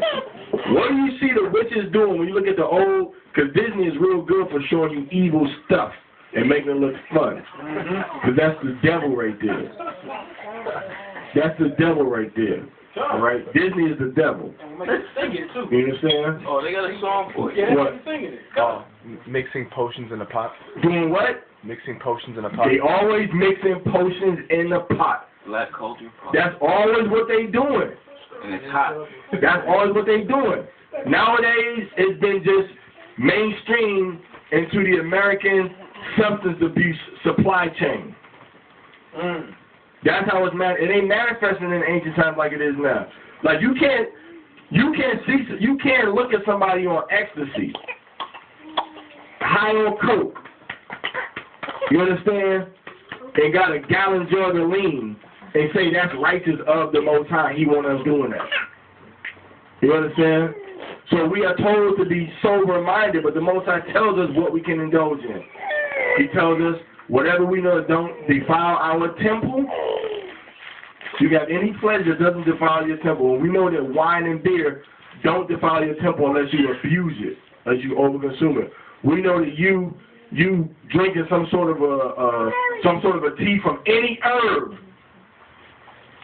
doesn't abuse your body. That liquid doesn't abuse. But if you overdo, if you eat too much licorice, you can die. Or if you drink too much licorice tea, you can die. If you got the cassava, what's the other name for cassava? Yucca. If you got yucca if you got the yucca skin that ain't prepared properly, you eat it, it will kill you. So it's not just about whether it can kill you or not. It's about what your consumption is and what it's doing to your body. Also, caffeine can kill you. Caffeine, and what is this? It's changing the mindset. That's how people that's why people can't get off heroin. Right? That's why people are addicted to things. You addicted to something if you can't stop messing. You addicted. Say, okay, you know what? For 5 months, you know, like I had addiction for Cheetos.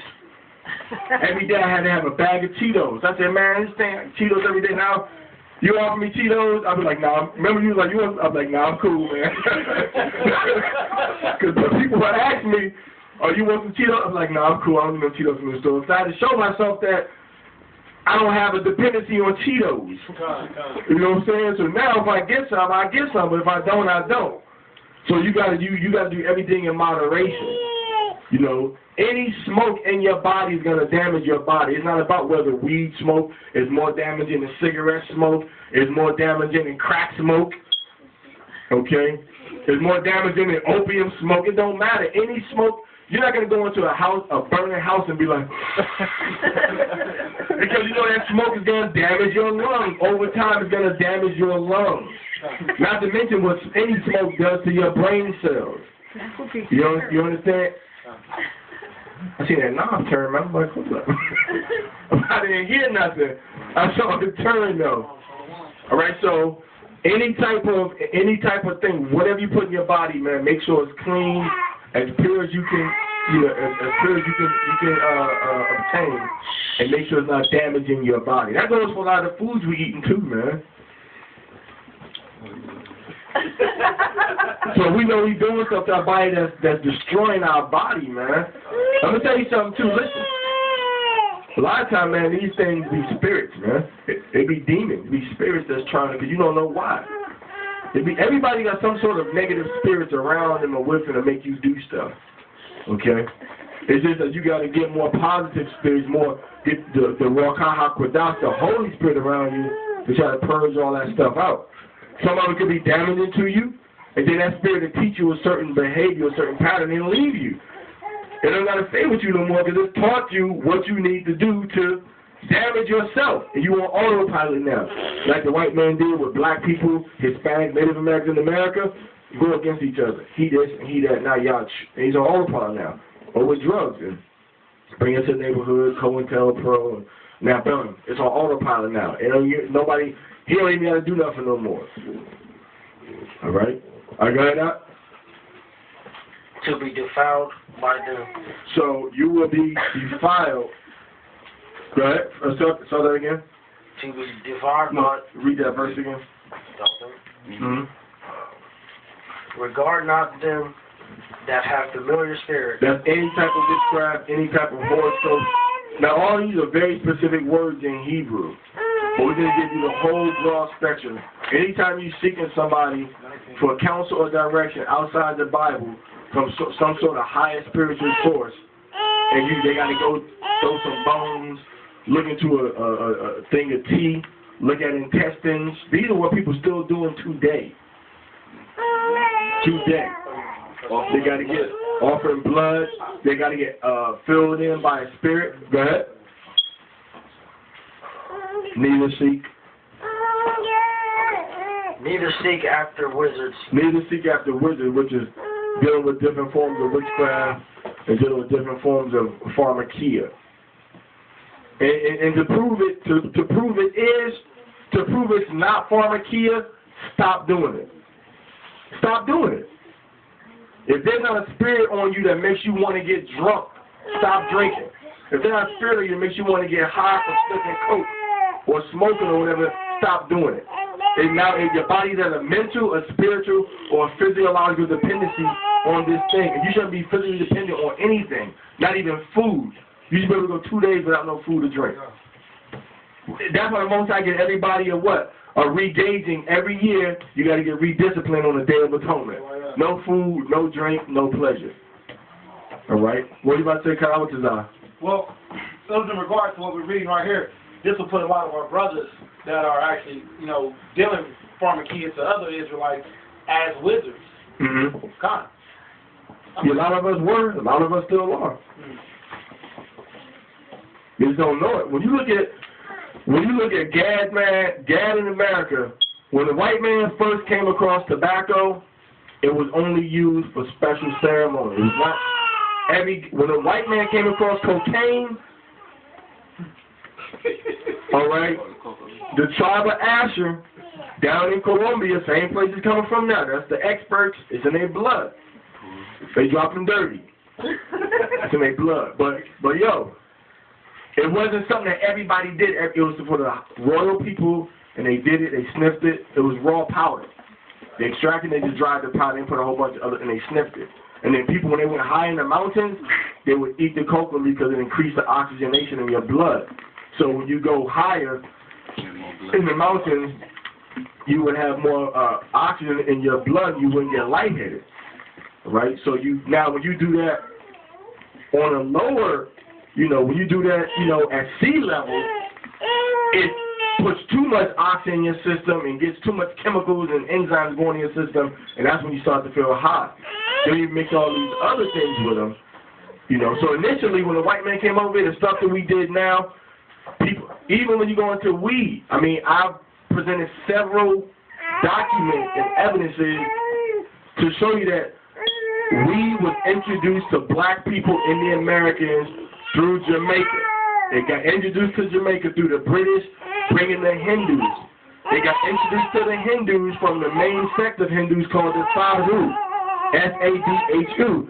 That's why if you go right now, you type in G-A-N-J-A for ganja, it's going to tell you that is a Hindu Sanskrit word. Now, when it's Sanskrit, that's it's an ancient Hindu word, because ancient Hindu is written in a form called the Sanskrit.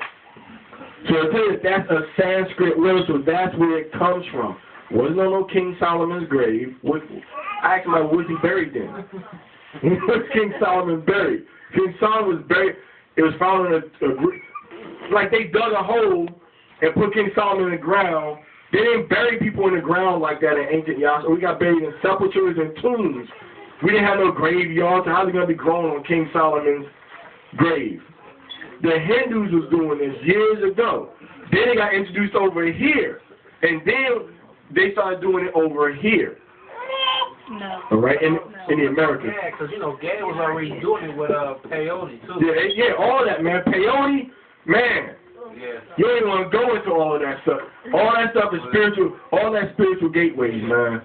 No, peyote is definitely 100% hands down. Yeah, we ain't got to have no discussion or debate about peyote. Right, peyote is basically the leeway for the so-called white men developing LSD. Okay, and the CIA experimented with it as far as mind control and also into astral projection, because they understood that the gateway in the spiritual realm could lead to other places. But what they didn't understand, or they did, those on a higher level, is that you're dealing with demons. Right. You're dealing with demons, and the demon will do whatever you want, but he's going to want something. And, that whole peyote and that whole spiritual realm, you are engaging your psyche to go and see the spiritual realm. That's how powerful that drug is. It's, and so peyote is the gateway to the spiritual realm, just like LSD is the gateway to the spiritual realm on the left-hand side. Ayahuasca? Is that how it's pronounced? Ayahuasca? Is that what the Somalis use? The stick? Ayahuasca is from a plant that grows in the Amazon. It will turn into a drink. Okay, yeah. The same principles. Because, you don't... ayahuasca, yeah. You tapping into realms that you don't understand, one, and the Most High don't want us to tap into those realms until He tells us to, or gives you the power to do so. You come any other way, you come as what? A thief. What? No, go ahead. No. This is kind of going back a little bit, but I'm going to say for the part where it says don't deal with familiar spirits, like what happens to what should a person who is encountering spirits that are coming to them, they're not soliciting them, and they do not want them, how do they go about, and maybe they're in their house or they just are being solicited by the spirits, how do they get rid of them? A lot of times those are demons, and like Yahweh said, a lot of that stuff only goes by fasting and praying. You can't get rid of that stuff a lot of times in the spirit world. In the physical world, you got to go into the spirit world. And you go into the spirit world, you're going to take fasting and praying. That's the Most High, Bashem Yahweh, to rid you of these spirits. You understand? To rid you of these spirits. And that's how you get rid of them. Yeah, and also remember a lot of people have unclean things in their house too that's drawn and attracting different demons and spirits that demons are supposed to be coming towards. It could be different books. A lot of it is dealing with different books that we put in our spirits too. That's why certain people that follow certain teachings of brothers that have these other books, they be entranced by these brothers. Because them books carry different spirits on them. So if people got spirits that's visiting them or whatever, that's some high level fasting and that's some praying. A lot of times it ain't no person that's visiting them through a spirit, it's a demon taking on the form or the appearance of a person. So like Yahweh said, these type only go out by fasting and prayer. And then having your house cleansed spiritually as far as prayer over the house, the burning of frankincense and myrrh throughout the house. You know, we're not talking about just a little stick. We're talking about illuminating a lot of smoke of frankincense and myrrh to really purge these spirits out of the house. You know, and then our spiritual cleansing, our spiritual fast. You know, because we gotta be mindful that we take in a lot of stuff that we're not aware that we are taking in. You know, and what I mean by that is, you know, yes, we make conscious decisions. A lot of us in the room say, well, I'm not going to do this and I'm not going to do that. That's true. But remember, prior to us getting to this point in time, a lot of our decisions when we were still in the world was based on the conditioning that we saw through the same media that was shown to our kids now. And it's worse now. All right, it's way worse now. So in other words, we've taken a lot subconsciously that we're not aware that we're actually absorbing. And then and to bring that to mind is that sometimes, you know, just out the clear blue sky, you know, a song will hit you and you recite a song, you wonder, why am I, you know, that because the song that you said that you didn't really like, it was played so much that your mind recorded it. And whatever triggers happens, you'll start reciting that song. That's an example. Now, when it gets, you know, a weak person that's spiritually weak, you know, they don't realize that these forces and spirits on these songs that they're ingesting within their spirit has that type of power over them. That's why they can be easily influenced by somebody that does know the demonic force of that song and uses it to manipulate that person. Hence why some people are attracted to different cults or different teachings based on the charisma of the leader and how the leader brings across the doctrine that they're listening to. Question. That's why on different songs, when you hear it, and like they say, like certain hooks or certain, like, what did he say? Because the words they say them, they either speed it up or slow it down because they have a different vibration on how you hear it, and it's demonic. Right. You can't understand it. But when you look up the word, it'll say this, but it's not really saying that. Well, John Todd, when you look on YouTube, he goes into that, is that a lot of songwriting in the music industry is basically the words have different meanings because it's actually witchcraft or sorcery that they're using the words within the song. You know, in other words, Lucy in the Sky Full of Diamonds was a Beatles song, but they were basically discussing LSD in that song. Okay, and, you know, other songs go into other gateways. What do you want to say? There's a specific song that was out a little while ago by this Edomite named Katy Perry. Katy Perry. Yeah, and in the song she was saying she was going to be Aphrodite. And it was the whole song, you want to play with magic. And I don't know, I think it may have been something along the lines of, yeah, you know, I don't even remember. I just remember hearing Katy, I remember hearing Aphrodite and Play with Magic. And that song was bombarded in my ear at my job to the point where it was like, hey, I'm done. Gone. The Most High, he judged us for that wickedness, man. They got the Gentile demon singing in my ear. What's that song Rihanna had with Diamonds? What was it? Umbrella. No. Shine bright like a diamond. Yeah. I used to hate that song, and then one day I just started bumping it, shine bright like a diamond. For real. On that, like Diamond, the song Diamond she got, right? On that song, man, when they played the song, it talks about, it really goes into, mind me when he said about Aphrodite, because that's dealing with sexuality, and basically, most of these demons are just demons that try to get people to fornicate. Or abuse you, or destroy yourself internally. But that Eros one, it was saying, in the song it was saying, I am Eros. Alright, it said, I am Eros. And Eros is an ancient Greco-Roman false goddess of love. So it said, I am Eros, and it said certain, and when I listened to it, you can hear it like clear. You can hear it clear. That's why, like me personally, man, I don't even really mess with a lot of these people on this for real. There's only one form of music that they have not been able to successfully play backwards and hear some type of hidden message. You know what that is, right? Yahusha? And that's reggae. That's the only form of music that have not, hip-hop, you know what I'm saying? Hip-hop, definitely rock. Pop music, from Rihanna, going over to Beyonce, and some of it just blatantly open. Like you said, Katy Perry, you know what I'm saying? Some of the music, when you slow it down and speed it up, is giving you different messages. It's all playing to your subconscious. Right. You understand? It's playing to your subconscious, but you're exposing yourself to it. You feel me? You're exposing yourself to it. You know what I'm saying? Because you, in the back of your mind, that tolerance, people don't remember. All people remember is rolling down the street, smoking Indo, sipping on gin and juice, laid back with my mind on my money on my. But nobody remember the first part of that when they say, I got in the living room getting it on, and they ain't leaving till 6 cents. Everybody, but that's already in your sub. He said, I got bees in the living room getting it on. You see that? So it's in your subconscious.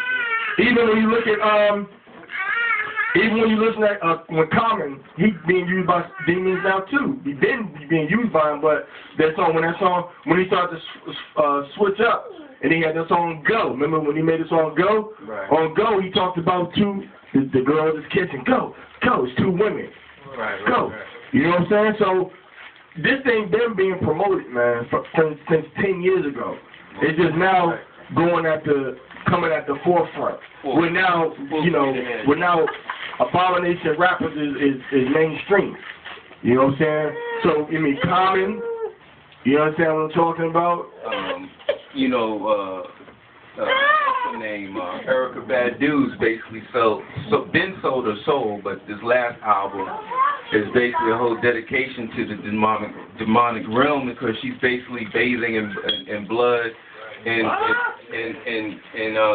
milk substance. You know what I'm saying? So that's Krishna. Krishna was, Krishna is, right? Hare Krishna? No, Krishna. Okay. You know what I'm talking about, right? No, what are you talking about? What's that? Ain't that Hindu? Yeah. Because Krishna in that book, Bhagavad Gita, that's what Krishna was doing. He was bathing in milk. Right. They went to him so he can. Destroy. One of the servants went to him so he can destroy their enemies. Right. Krishna. But Hinduism is well embedded within this culture. Yoga. Okay, the whole practice of yoga, which is $1 billion industry. Okay, yoga is a form of Hinduism. Right. Okay, and the channeling, what it is channeling your body and spirit to be a portal for demons. That's basically the whole chanting practice of it. Go ahead. In each specific position, yoga is a different what's called a sun salutation. Right. So each specific pose in yoga is a different prayer position for a different deity in yoga to the sun god.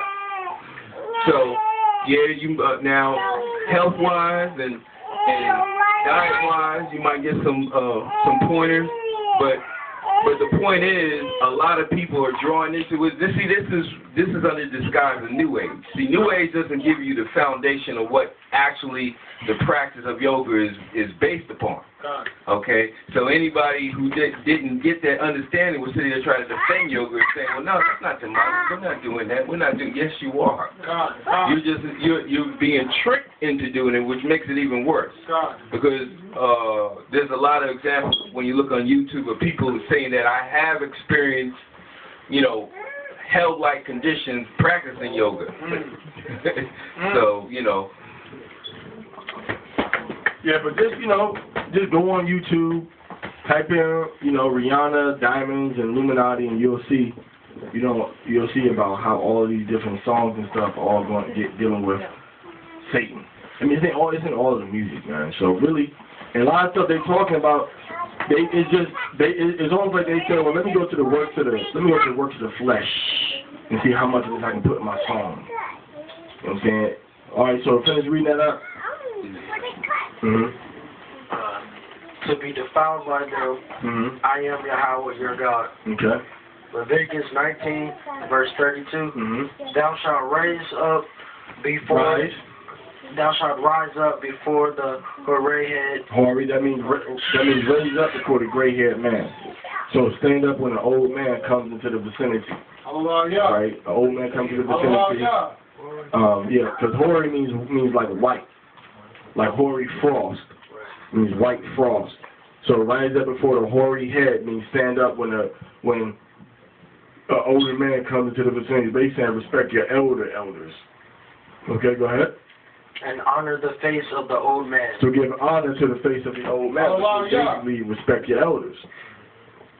All right? All right, go ahead.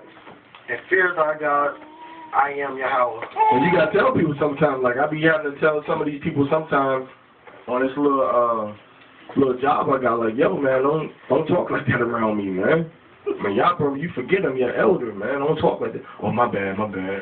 Yeah, man, don't just let the stuff ride, man. People start talking like they shouldn't be talking. You gotta tell them you represent holiness, man. You represent the Most High Yahweh, Aliyah, man. You represent the created universe. You stand for all that is holy in the world, man. You are the Most High said you are supposed to be a kingdom of what? A priest. How you supposed to conduct yourself around a priest, man? How you gonna act in front of a priest?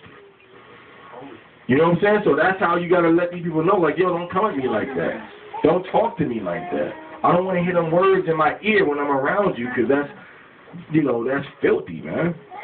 And tell them, don't be afraid to be who you are. That's who we are. And be like that who you are around everybody, not just here on a couple of days a week. Be like that out there too, like, nah, yeah, that's wrong. You ain't supposed to do that. You know what I'm saying? Like, nah, I can't do that. I don't put no seizure boys here out nowhere. Nah, I ain't doing that. You know what I'm saying? So really, man, it's like, it's a two-edged sword, man. You can't tell somebody one thing and then you're going to yourself do something different. You feel me? So when you showing them and telling them, you got to be observing and practicing yourself too. All right, so that's it. So,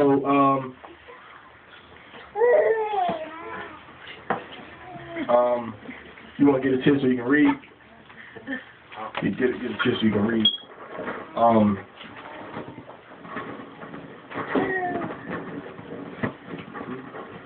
Scriptures. All right, let's go into now we was in the works of the flesh, right? But then we had to stop short because of you might need to scoot over some of the time out because he wasn't here when we started and he was going to Okay. Yours? Oh, it's cool. So, going to, let's go back into Galatians. We ain't gonna stay on this too long. I don't know who wanted to sit around reading scriptures all night, right? Got better stuff to do. Okay. So let's go to Galatians chapter 5. Okay?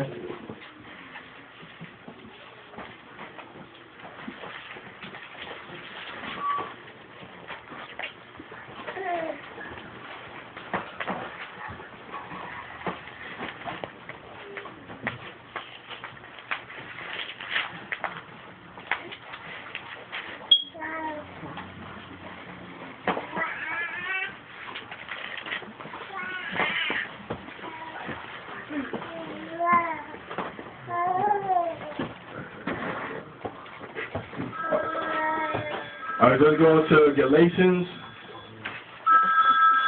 Galatians chapter 2.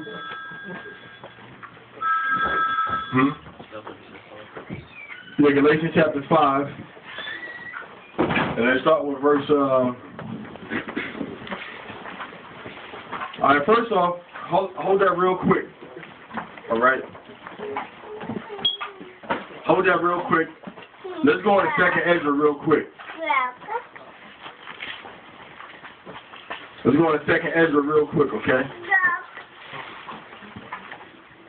Say again, what? 2nd Ezra.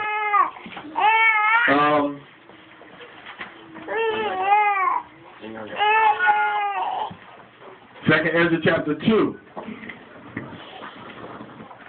verse 43.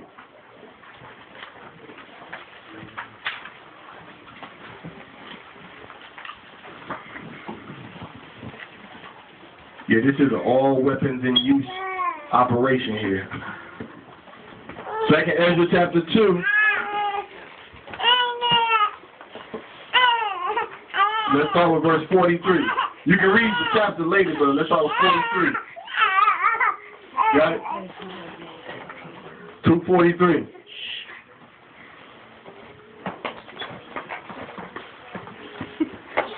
Want somebody to read it? Wait. If you get it. 2:43.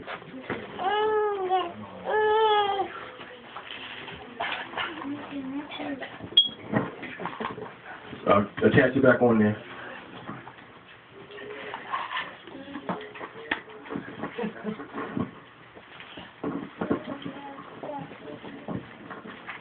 So in the scripture, the Most High tells us that through Ezra saw a vision. The Aharei Mot, he showed Ezra something that was going on in the future. And he basically saw Yahweh. And Yahweh was going over a long line of people. And in front of all the people, Yahweh stood and had a crown. And he took the crown and put it on the people's head. Then Ezra was like, who are these people? And the angel was like, yo, you know, these are people that stood stiffly for the name of the Most High. So these are the ones that said, the Most High said, do this, that's it. Ain't no compromise. I'm not doing it. The Most High said, do this, I'm going to do it. So these are the ones that are really walking and talking the walk and talk that we're supposed to be walking and talking. All right, start from verse 43. Read. In the midst of them here was a young man. In the midst of the young man, read. Was a young man of a high stature. Of a high stature. So the young man was tall. The scripture says that Yahweh grew in stature and in wisdom. So his height and his wisdom was beyond that of the average man when he was still young. When you go into Luke, everybody familiar with that? In Luke it talks about that. It says he grew in stature and wisdom. All right, read. Taller than all the rest. Go ahead. And upon every one of their heads he set crowns, and was more exalted with which I marveled at greatly. And he was more exalted than people who set the crowns on. All right? So it's like, well, he was more exalted. And he's like, yo, he's setting crowns in their head, but why are they looking at him and, like, exalting him?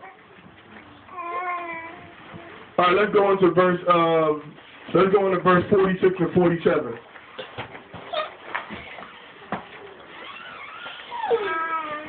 Right, read verse 46 and 47, man.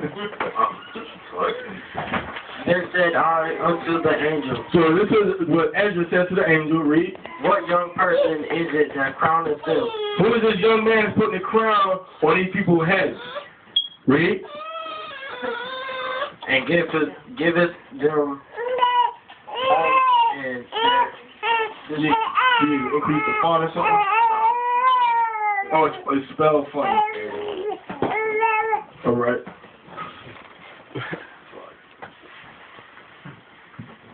All right, keep reading.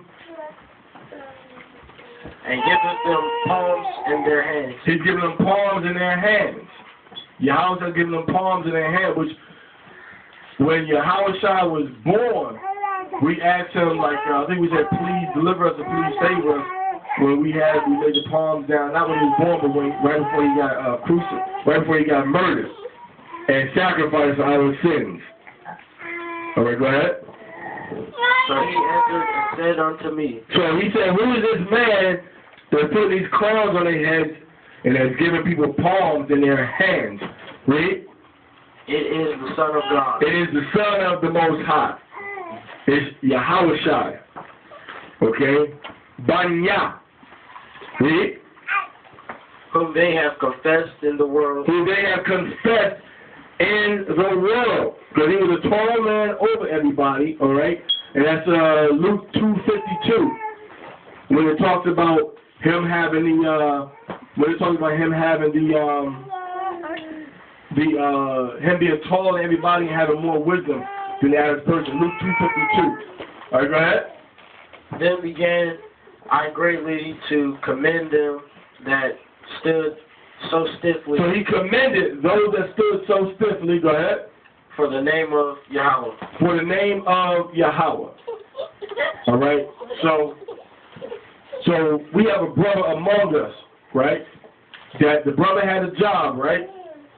And in the brother's job, Esau had him doing stuff that was against the laws of the Most High. So the brother told Esau, who's running the whole company, I don't know if the manager was Esau or Judah, but Esau running the whole company. The brother basically told them what they could do with their money. Because he wasn't going to transgress the laws of the Most High for nobody.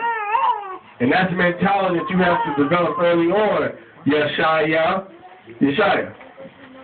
You got to develop that mentality early on. So Esau tells you he wants you to take faggots to the airport.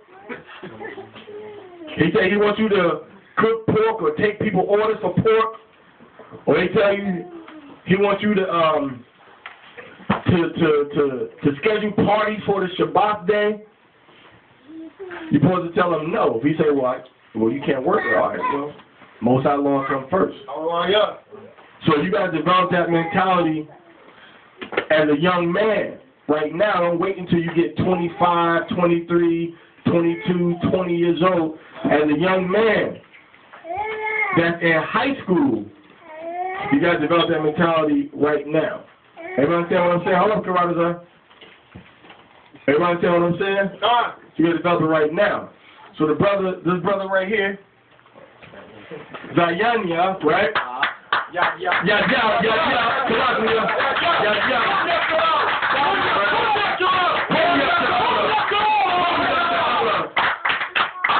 The brother told Esau, look, I'm not going to transgress the laws of the Most High.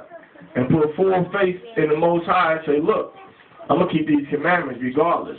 And doing what I do for you at this establishment, I'm doing something it might not be something big, but it's still, the Most High told me I can't do this.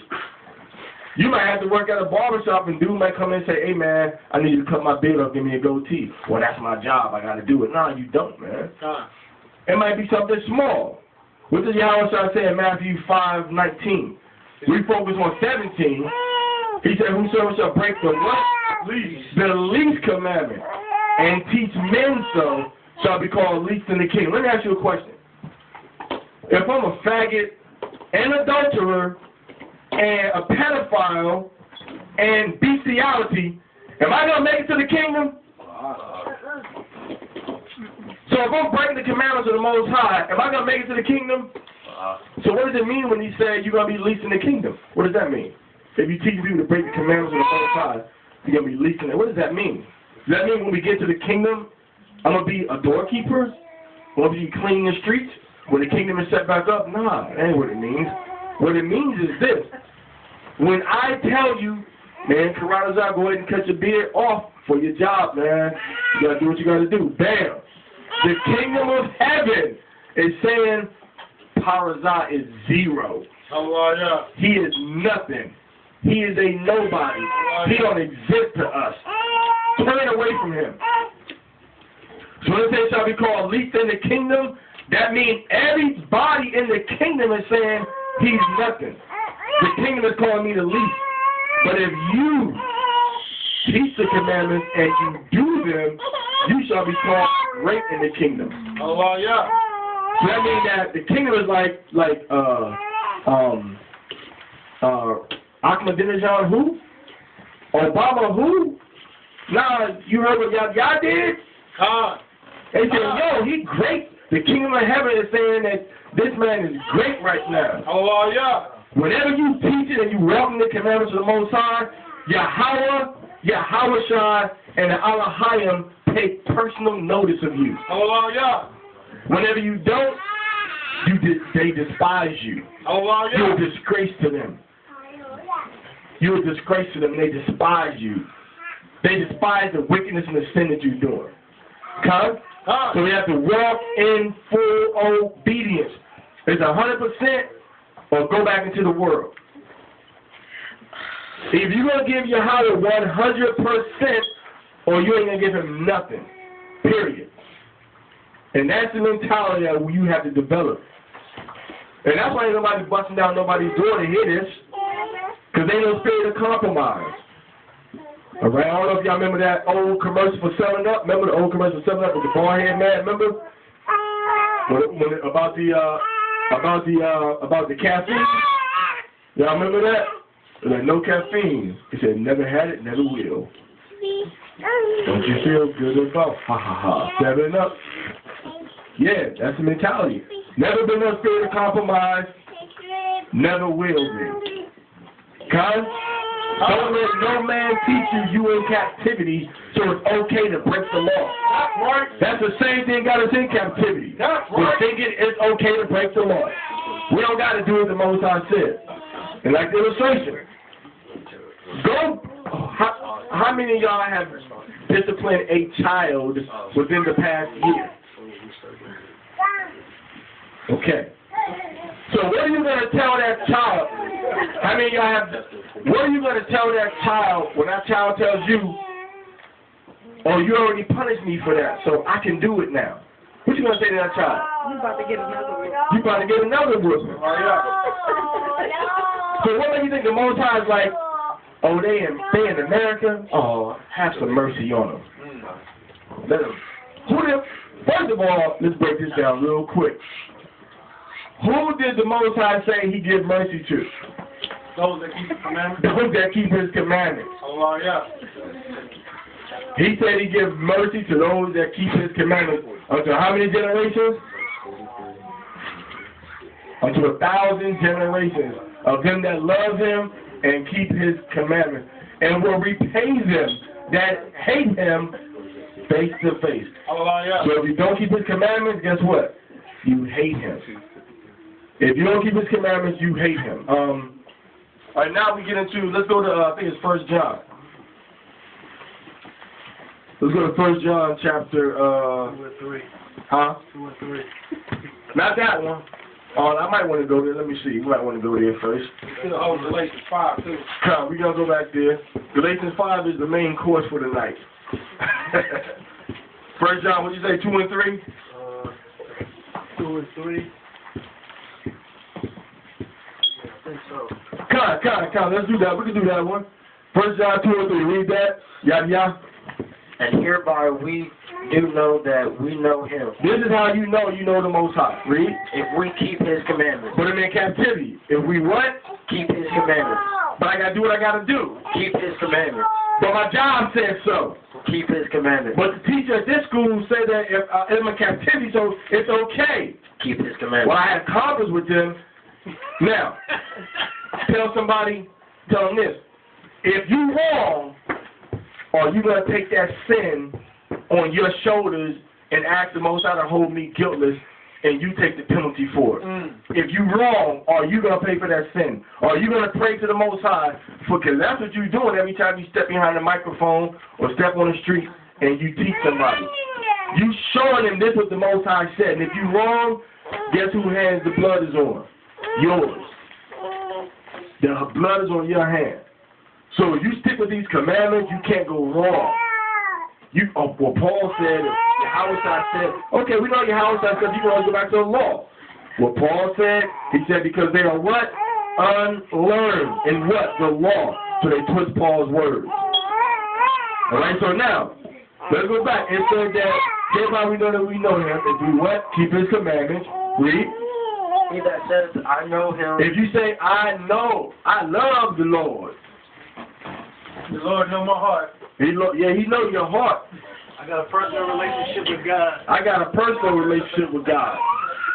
I got, what's the other one they say, alright, go ahead. I can't even think of no more lies right now. No, I apologize. I got one. I heard somebody say that me and the Lord got to understand this. Okay, yeah, you got to understand it. He understands what place he made for those that think they got to understand it with him. Oh, yeah. Okay, go ahead, read. And keepeth not his commandments. If you say you love him, you don't keep his commandments. Somebody get, Diana, if you get that chord right there. If you say you love him, you don't keep his commandments. In other words, like I said last week, the Most High is not interested in excuses, man. The Most High is not interested in excuses. Read. Is a liar. You are a what? Is a liar. You are a liar if you say you love him and you break his commandments. Read. And the truth is not in him. The truth is not in you if you break his commandments, period. Con? Con. 1 John chapter 5, verse 3. For this is the love of God. This is the love of the Most High. Read. That we keep his commandments. That we keep his commandments. Read. And his commandments are not grievous. So his commandments are not hard to keep. Bow, bow. His commandments are not hard to keep. What makes them hard? Because you want some money. You made $100 worth of bills for every day that you working. $3,000 worth of bills a month. That's what makes it hard to keep his commandments, is that the cares of the world and the lust of the flesh. That's what makes it hard. The materialism of what you have in this kingdom and you don't want to give it up. That's what makes it hard to keep his commandments. But his commandments, the scripture says they are not grievous. Verse 19. Okay? Huh? Let's repeat the same verse, I think verse 19 and 20. And we know that we are of Yahweh the whole life of wickedness. That's 19. Mm-hmm. All unrighteousness is sin. Well, let's read 17. Let's read 17. Read that. All unrighteousness is sin. All unrighteousness is sin. Read. And there is a sin unto death. There's a sin not. I mean, there's some things you can do. You're not gonna get killed right now for doing it. Oh, yeah. Not gonna get killed right now. 1 John 5:17. All right. So now let's go over to Ecclesiastes. Let's go back to Ephesians. Let's go back to the main course. Galatians, Salakia. Not bad. Galatians chapter 5. Galatians chapter 5. Everybody there? Go. And let's start from verse 22. Read. But the fruit of the Spirit. All right, stop. The fruit of the Spirit. So this is something that gets planted in you. Somebody plants this in you, or the Most High, or Yahweh or the Aliyah, or Rakakudas, plant this thing in you. So the fruit of the Spirit is what? Love. Love. Spirit of love. The fruit of the Spirit is love. That's one of the fruits of the Spirit.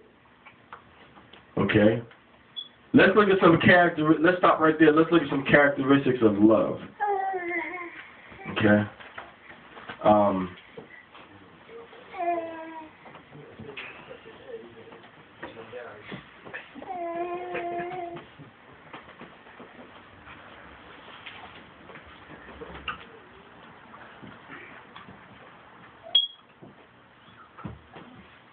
Let's go into, actually, let's go ahead and finish reading down that list a little more. Joy. Love and what? Joy. Now, we're going to get superficial, then we're going to go into love. Love is just the feeling you get, man. It's dealing with your emotions, and it's dealing with your heart, and it's dealing with your spirit. Because your emotions could tell you that you like this woman over here. And your heart could say, I like this woman over here. But Yahweh's law says, that's another man's woman. So it ain't about your heart and your spirit and a feeling. It's about what's right and what's wrong. Secondly, when you have love, you're going to always be willing to do the right thing for somebody. Okay? For somebody. So that's a form of, we already ready to keep the commandments and all that type of stuff. Now we're dealing with day-to-day in your walk with people. Okay? When somebody cutting you off. When somebody say something that you don't like. Where's the love? You understand? Keep reading. Love, joy, peace. Shalom. If you want shalom, you got to stay in the spirit of shalom. Read. Long suffering. Long suffering, which means you got to be patient with people. You got to be patient with people. Okay?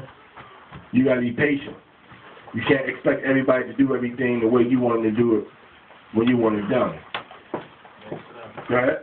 Gentleness, goodness. Gentleness. All right, how you handling people. How you handling people with gentleness. You don't got to be all rough and rowdy. Now look. Now this is the scriptures talking.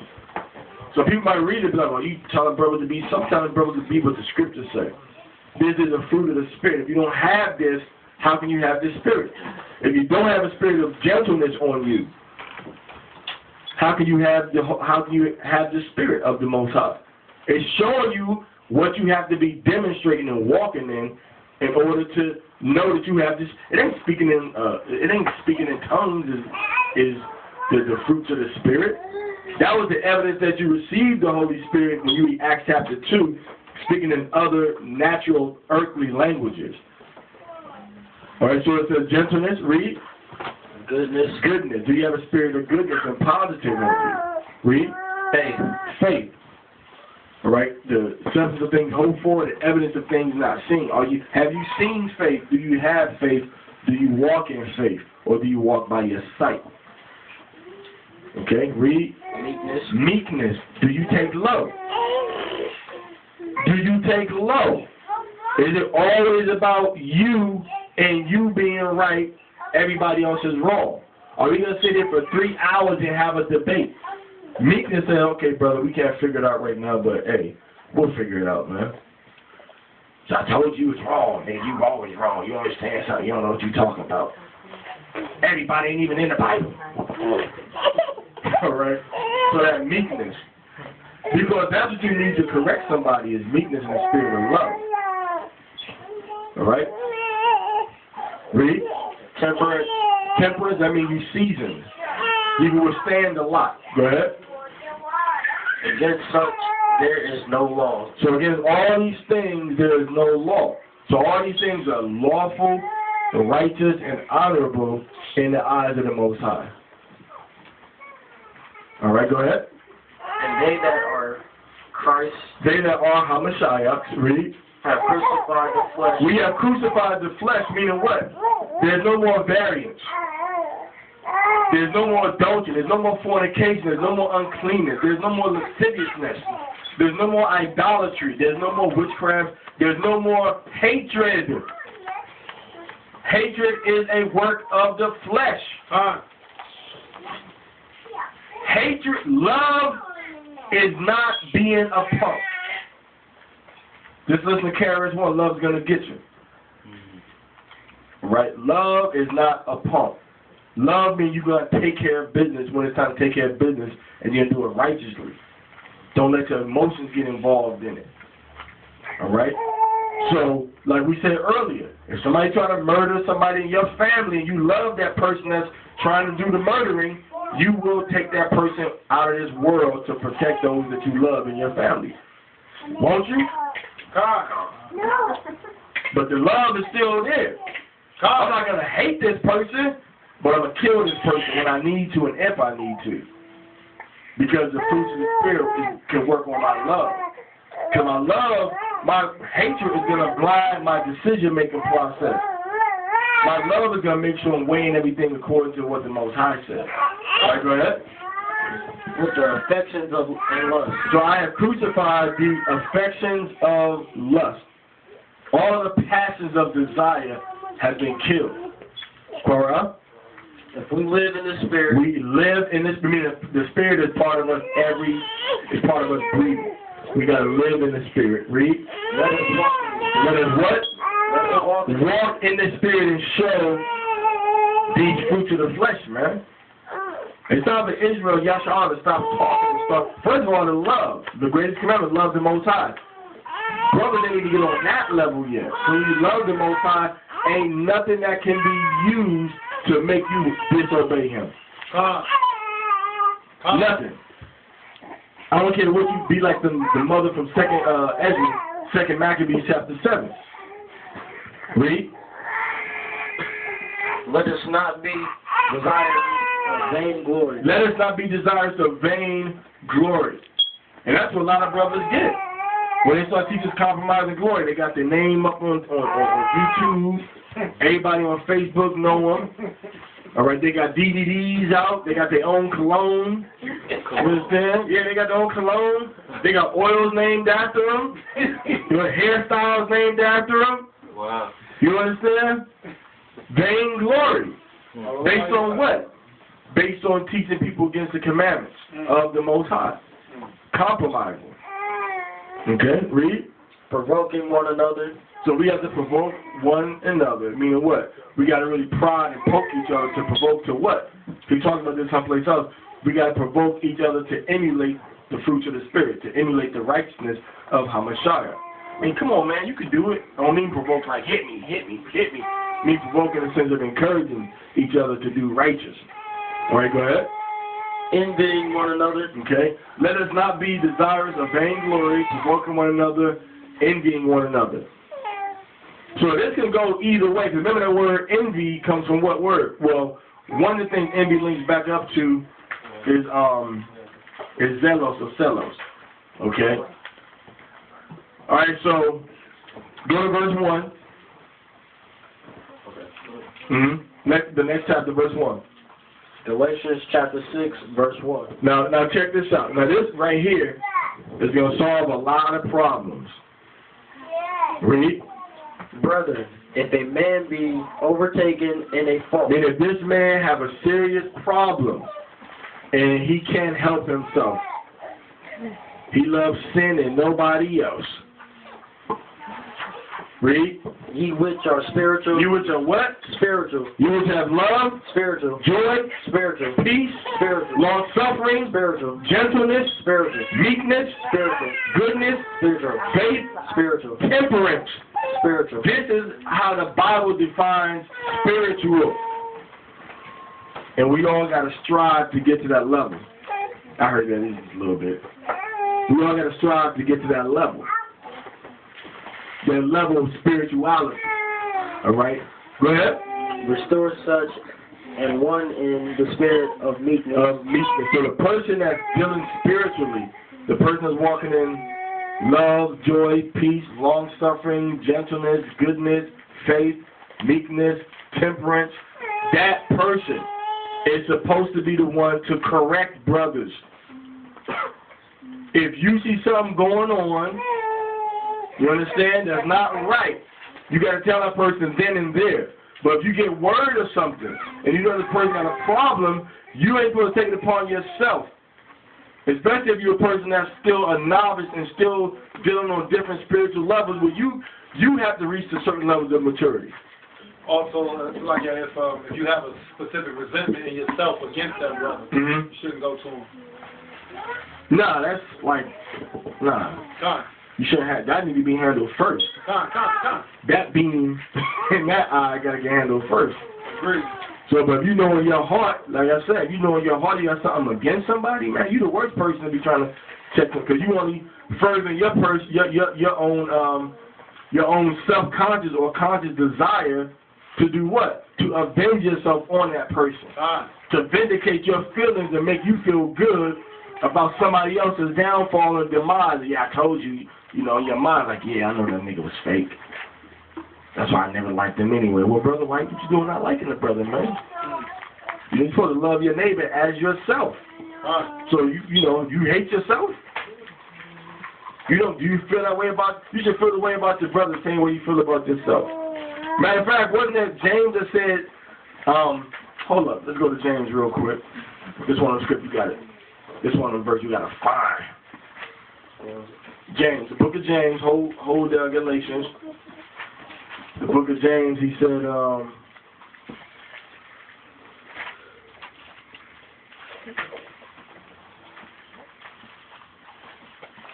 we're going to have to consult for this one.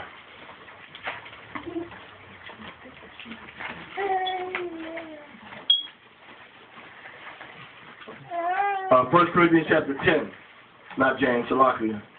James goes into handling money and not being selfish with your money no more. Okay? But we're going to go into something else in 1 Corinthians chapter 10. 1 Corinthians chapter 10. Yeah, when I hold it means that we're going to go back to it. So, 1 Corinthians chapter 10, verse 20,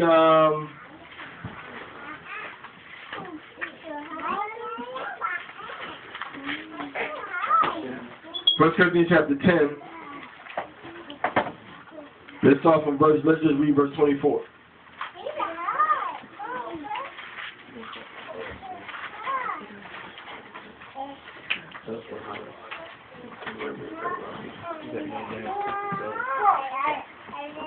Yeah, chapter 10, verse 24. I read that? Let no man seek his own. So it says, let no man seek his own. Go ahead. But every man another's wealth. So every man's supposed to be seeking for their brother. You're supposed to be looking out for your brother, not just for yourself. You ain't supposed to just be looking out for what you can get and what's in it for you, but hey, what's in it for my brother? Can my brother come up on this? Is my brother going to be benefited by this? Okay? So you got to look out for your brothers, man, not just for yourself. Okay, let's go to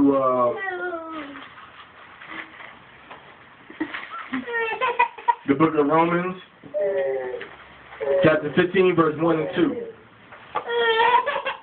Romans 15, verse 1 and 2. Matthew, Mark, Luke, John, Acts, Romans. 15, verse 1 and 2. Romans chapter 15, verse 1 and 2. Paging Romans chapter 15. Paging Romans chapter 15. We then that are strong. We that are strong. Strong meaning what? You walking in the spirit. Love, joy, long suffering, meekness, alright? Ought to bear the infirmities of the weak. You're supposed to be helping the brothers and sisters that are weak. Read. And not to please ourselves. And we're not supposed to be working just to please ourselves. Just to further our own agenda. That's why the scripture talks about vainglory. We all in this to help another person, not just to help ourselves. We in this to help other people, not just for ourselves and what we can get out of this thing. Read. Let every one of us please his neighbor. Let everyone do what? Please his neighbor. Are you being pleasing unto your neighbor? Can your neighbor say, yo, that's my man, that's a good brother right there? Can your neighbor vouch for you? Go ahead. For his good to edification. Let everyone of us please his neighbor, okay, for good to edification. Okay? So we have to be knowing that we edify our neighbor also. Alright? Let's go back to 1 Corinthians chapter 13. Not back, but let's go to 1 Corinthians chapter 13. Huh? Yeah, 13.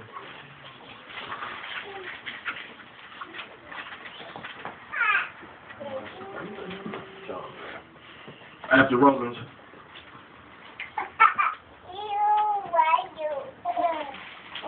We are here. Now remember, when you see the word, when you see the word charity in the Bible, it's really talking about love. Because the Greek word they got that from is agape or agape, which means love. It doesn't mean charity like I'm gonna give somebody something because they are in need. That's a form of love, giving somebody something, but the whole word itself is talking about love. Okay? Let's start in verse 4. Read. Charity, suffering, long and kind. So that means that charity suffers long. Charity is long suffering. Charity allows people to do different stuff and keeps trying to correct them. So it's long suffering. Suffering long. Read. And it's kind. Now people talk about love. Now people want to go, love is keeping the commandments. So I told you about the commandments, so I love you. Which is true. But you also got to be kind when you love. Showing you what love charity is, right? Are you kind? Do I hear kindness when you talking? Or do I hear just being smart alecky, calling people names, disrespecting brothers, trying to make yourself look good and you know everything and they don't hardly know nothing? They all a bunch of dummies and idiots and you got the truth. So Scripture says what? Love, okay, is long suffering. And love is kind, man. Just being good peoples, man. You know what I mean? Just being kind to people. That's love. Read. Charity envieth not.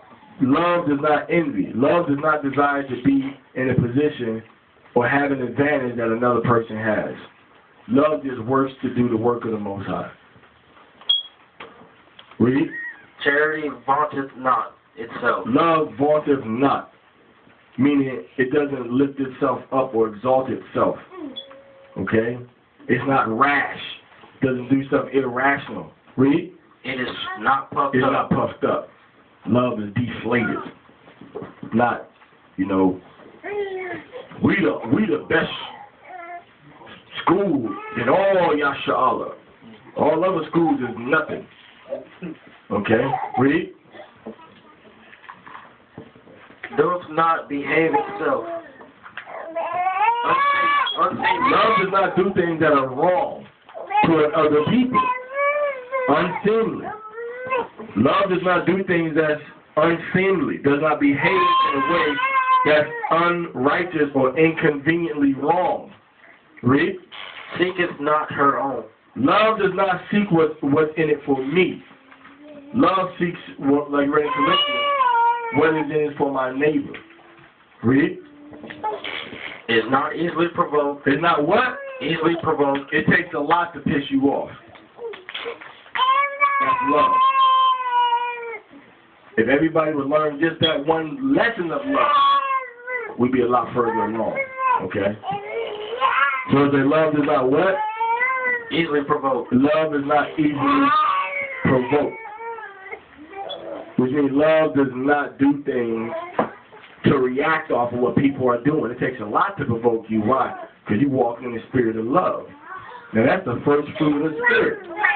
If you get that one, you get all the rest of it. Read. Thinketh no evil. Love does what? Thinketh no evil. Love does not think evil. Yasharahla. Love does not think no evil. Let me do. Love does not think no evil. It said don't think negative thoughts about people, man. How many negative thoughts you thought about people today?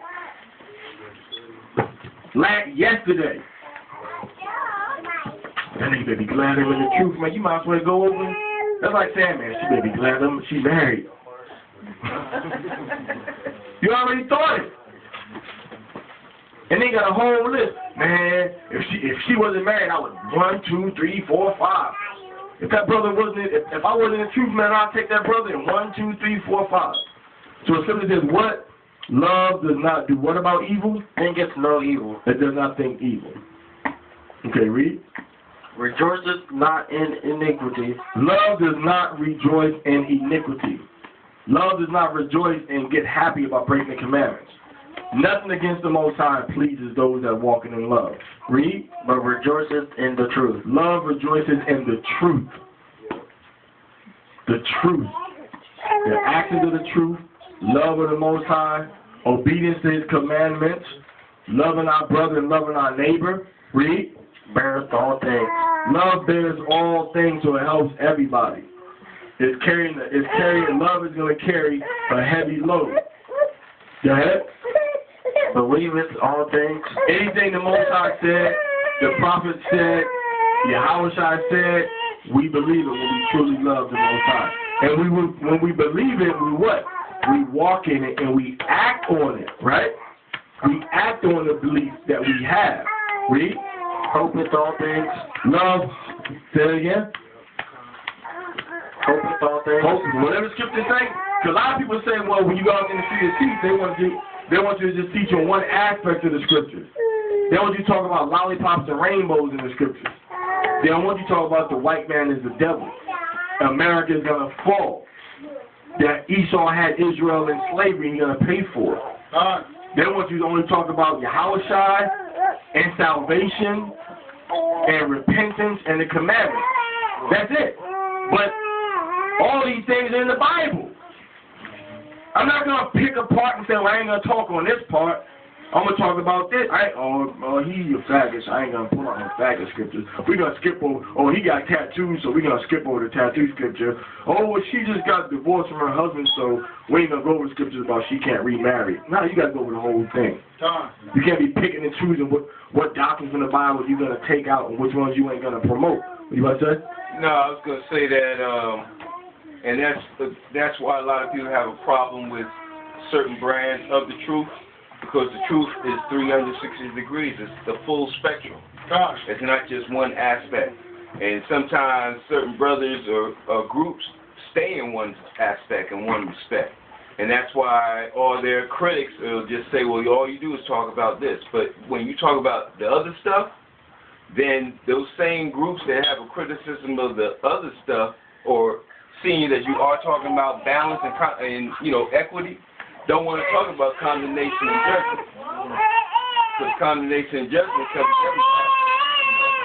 Ones that they feel like, they want to embrace and uplift. Almost like, see, the truth has nothing to do with Christianity, even though it deals with Yahushua HaMashiach. But Christianity wants to embrace everybody, but not the truth of obedience. Back to you. Yeah, and real quick, too, when we say Christianity, we're talking about what the world claims as Christianity. Okay? Because we know that the suffix ity means in the process of or in the state of doing something.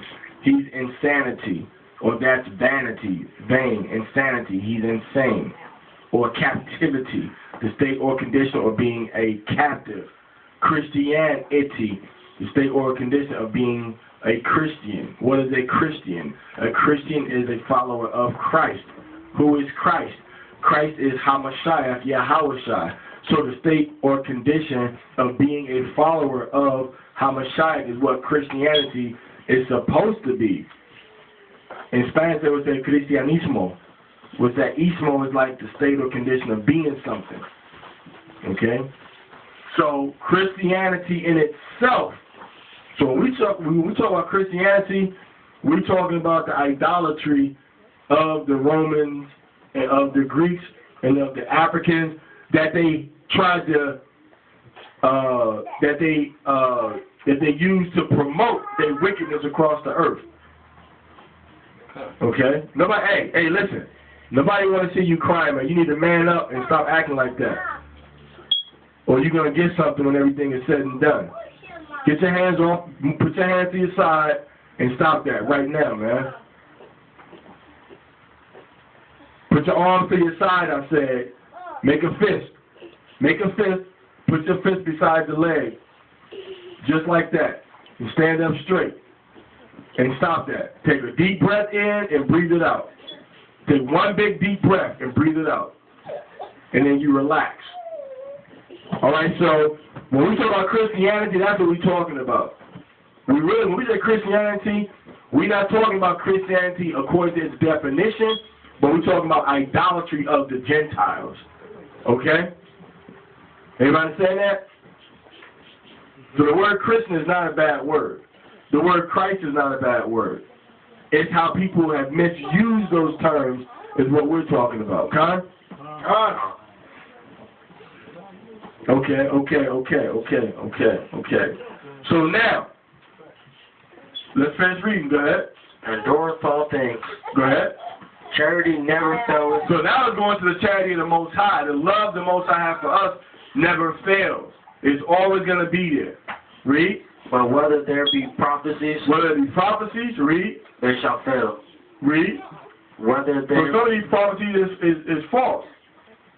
And once the prophecy comes to pass, it's gone, it's over with. Read. Whether there be tongues, Go ahead. they shall cease. Read. Whether there be knowledge, it shall vanish away. Okay. For we know in part, and we prophesy any part. So but one thing we do know that we got to walk in love.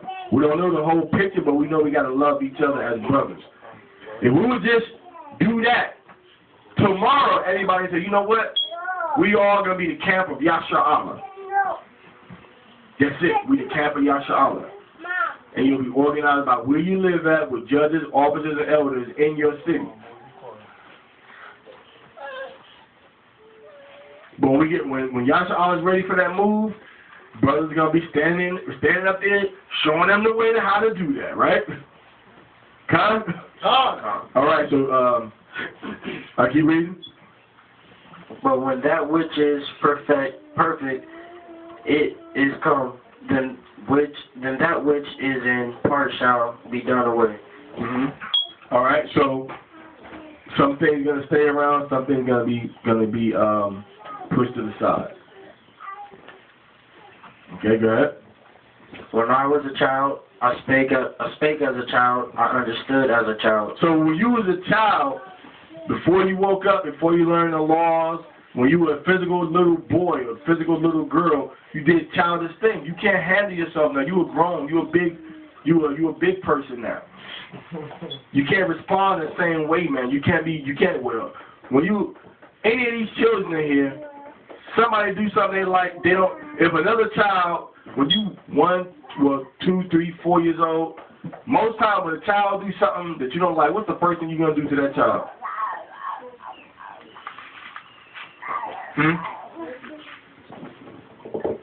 No, what's the child going to do to the other child? Say a child got a toy and the child take the toy. Well, give me the toy back. I can give you the toy. What's the first thing a child going to try to do to the other child? Strike him. Going to try to hit him. Keep your hands to yourself. You're fighting for when you... In other words, when you put your hands on somebody, you should be able to stand before the Most High and be like, hey, I had no other choice. I had no other choice, Most High. I had no other choice than to put my hands on this vessel that you created to serve you and broke its jaw. I had to break this vessel's jaw. It's the last resort. It ain't the first step to solve a problem. The first step to solve a problem is to call upon the proverb that you got in your spirit and to see which one applies to this situation. But if it ain't there, then you're going to resort to your carnal nature, which is going to be variance and strife and wrath, not love and patience and long suffering. Right, go ahead. I thought as a child, but when I became a man, I put away childish things. When he became a man, now you got to put away them childish things, man. Now you got to think as a man that's thoroughly seasoned, as a soldier before the Most High. Read. For now we see through a glass, darkly. All right, we're going to stop there. We see through a glass darkly. Okay?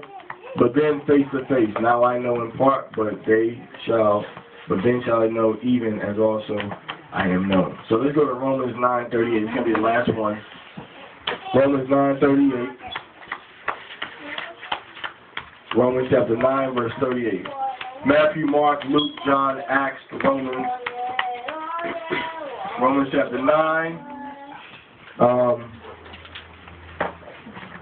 I'm sorry, Romans 8:39.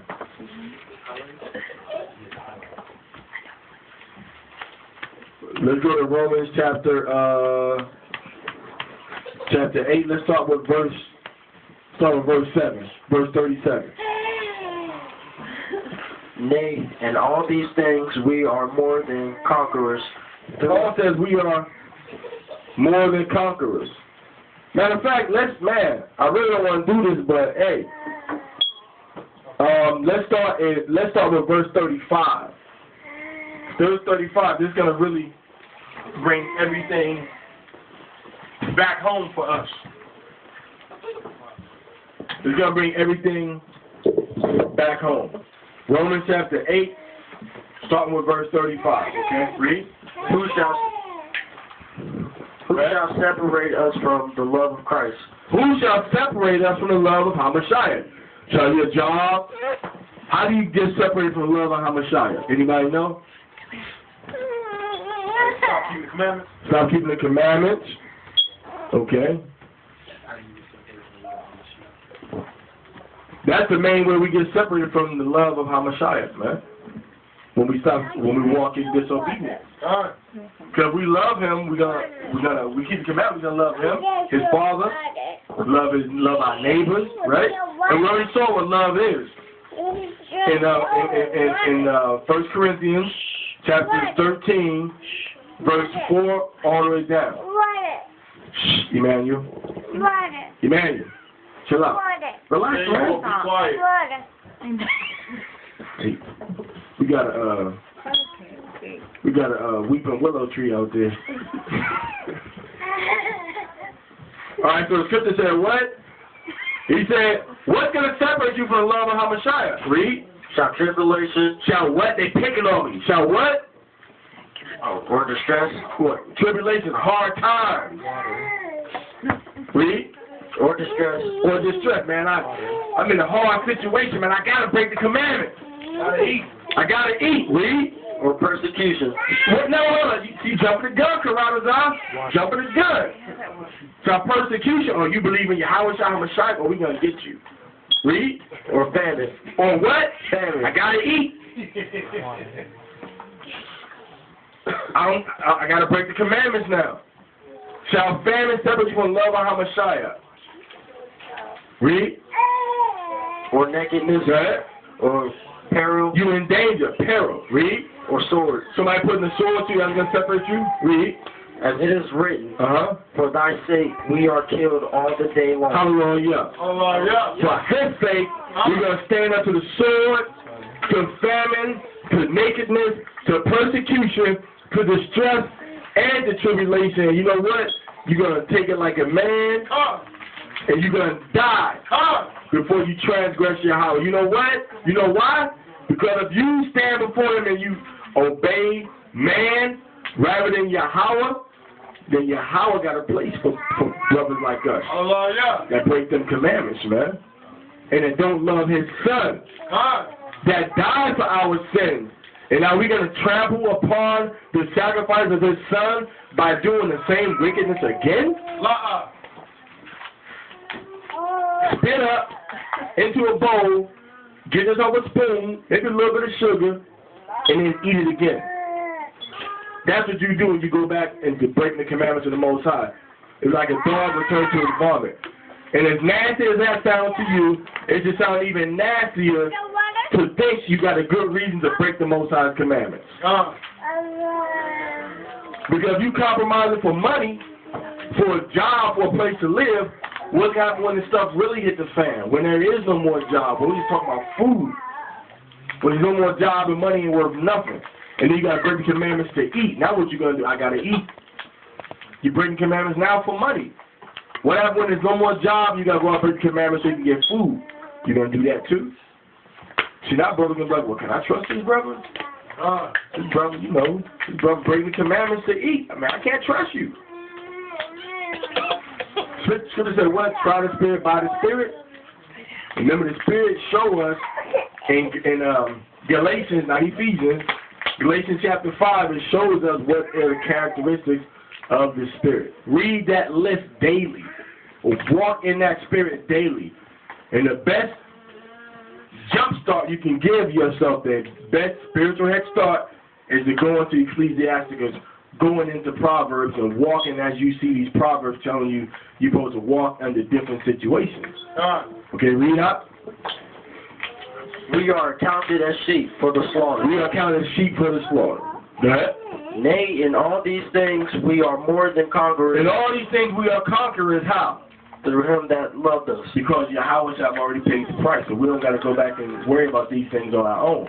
We know if we do the right thing, we're going to be rewarded, like we read in 2nd Ezra when we first started, chapter 2. You stand stiffly for the word of the Most High and His commandments, you will be rewarded. Read. For I am persuaded. Paul is persuaded. Read. That neither death nor life. That no death or nobody being born or his own life. Read. Nor angels. Nor messengers for the Most High. Go ahead. Nor principalities. Go ahead. Nor powers. Go ahead. Nor things present. Nor things present. Go ahead. Nor things to come. Nor things to come. Go ahead. Nor height. Nor high things. Read. Nor depth. Nor low things. Read. No. Nor any other creature. Anything on this planet Earth that has life can do what? Shall be able to separate us from the love of Yahweh, the love of God, which is in Jesus Christ. Which is in Christ Jesus, Hamashiach our Lord. Aliyah. So nothing on this earth can be able to separate you from the love of the Most High. And He already said, if you love Him, keep His commandments. So that's the first step to loving Him. So He already said that when you love me, you will do what I say. So the first step is to being joined to Him. As a matter of fact, don't He say that our sins have separated us from the Most High? So it is very simple. Keep His commandments. Walk in the fruits of the Spirit. So that's when we read in Leviticus chapter 19, verse 15 through 32, like we read earlier, on the 5th Aliyah. That means that all them laws right there, they're easy to keep. So what? Ain't nothing that can come upon us to make us separate from the love of the Most High. And we know we draw a distance between us and the Most High when we disobey Him. Okay? So we got to walk in obedience to Him. Okay? Any questions or comments before we close out? Yasharahla? No. No, but, or comments?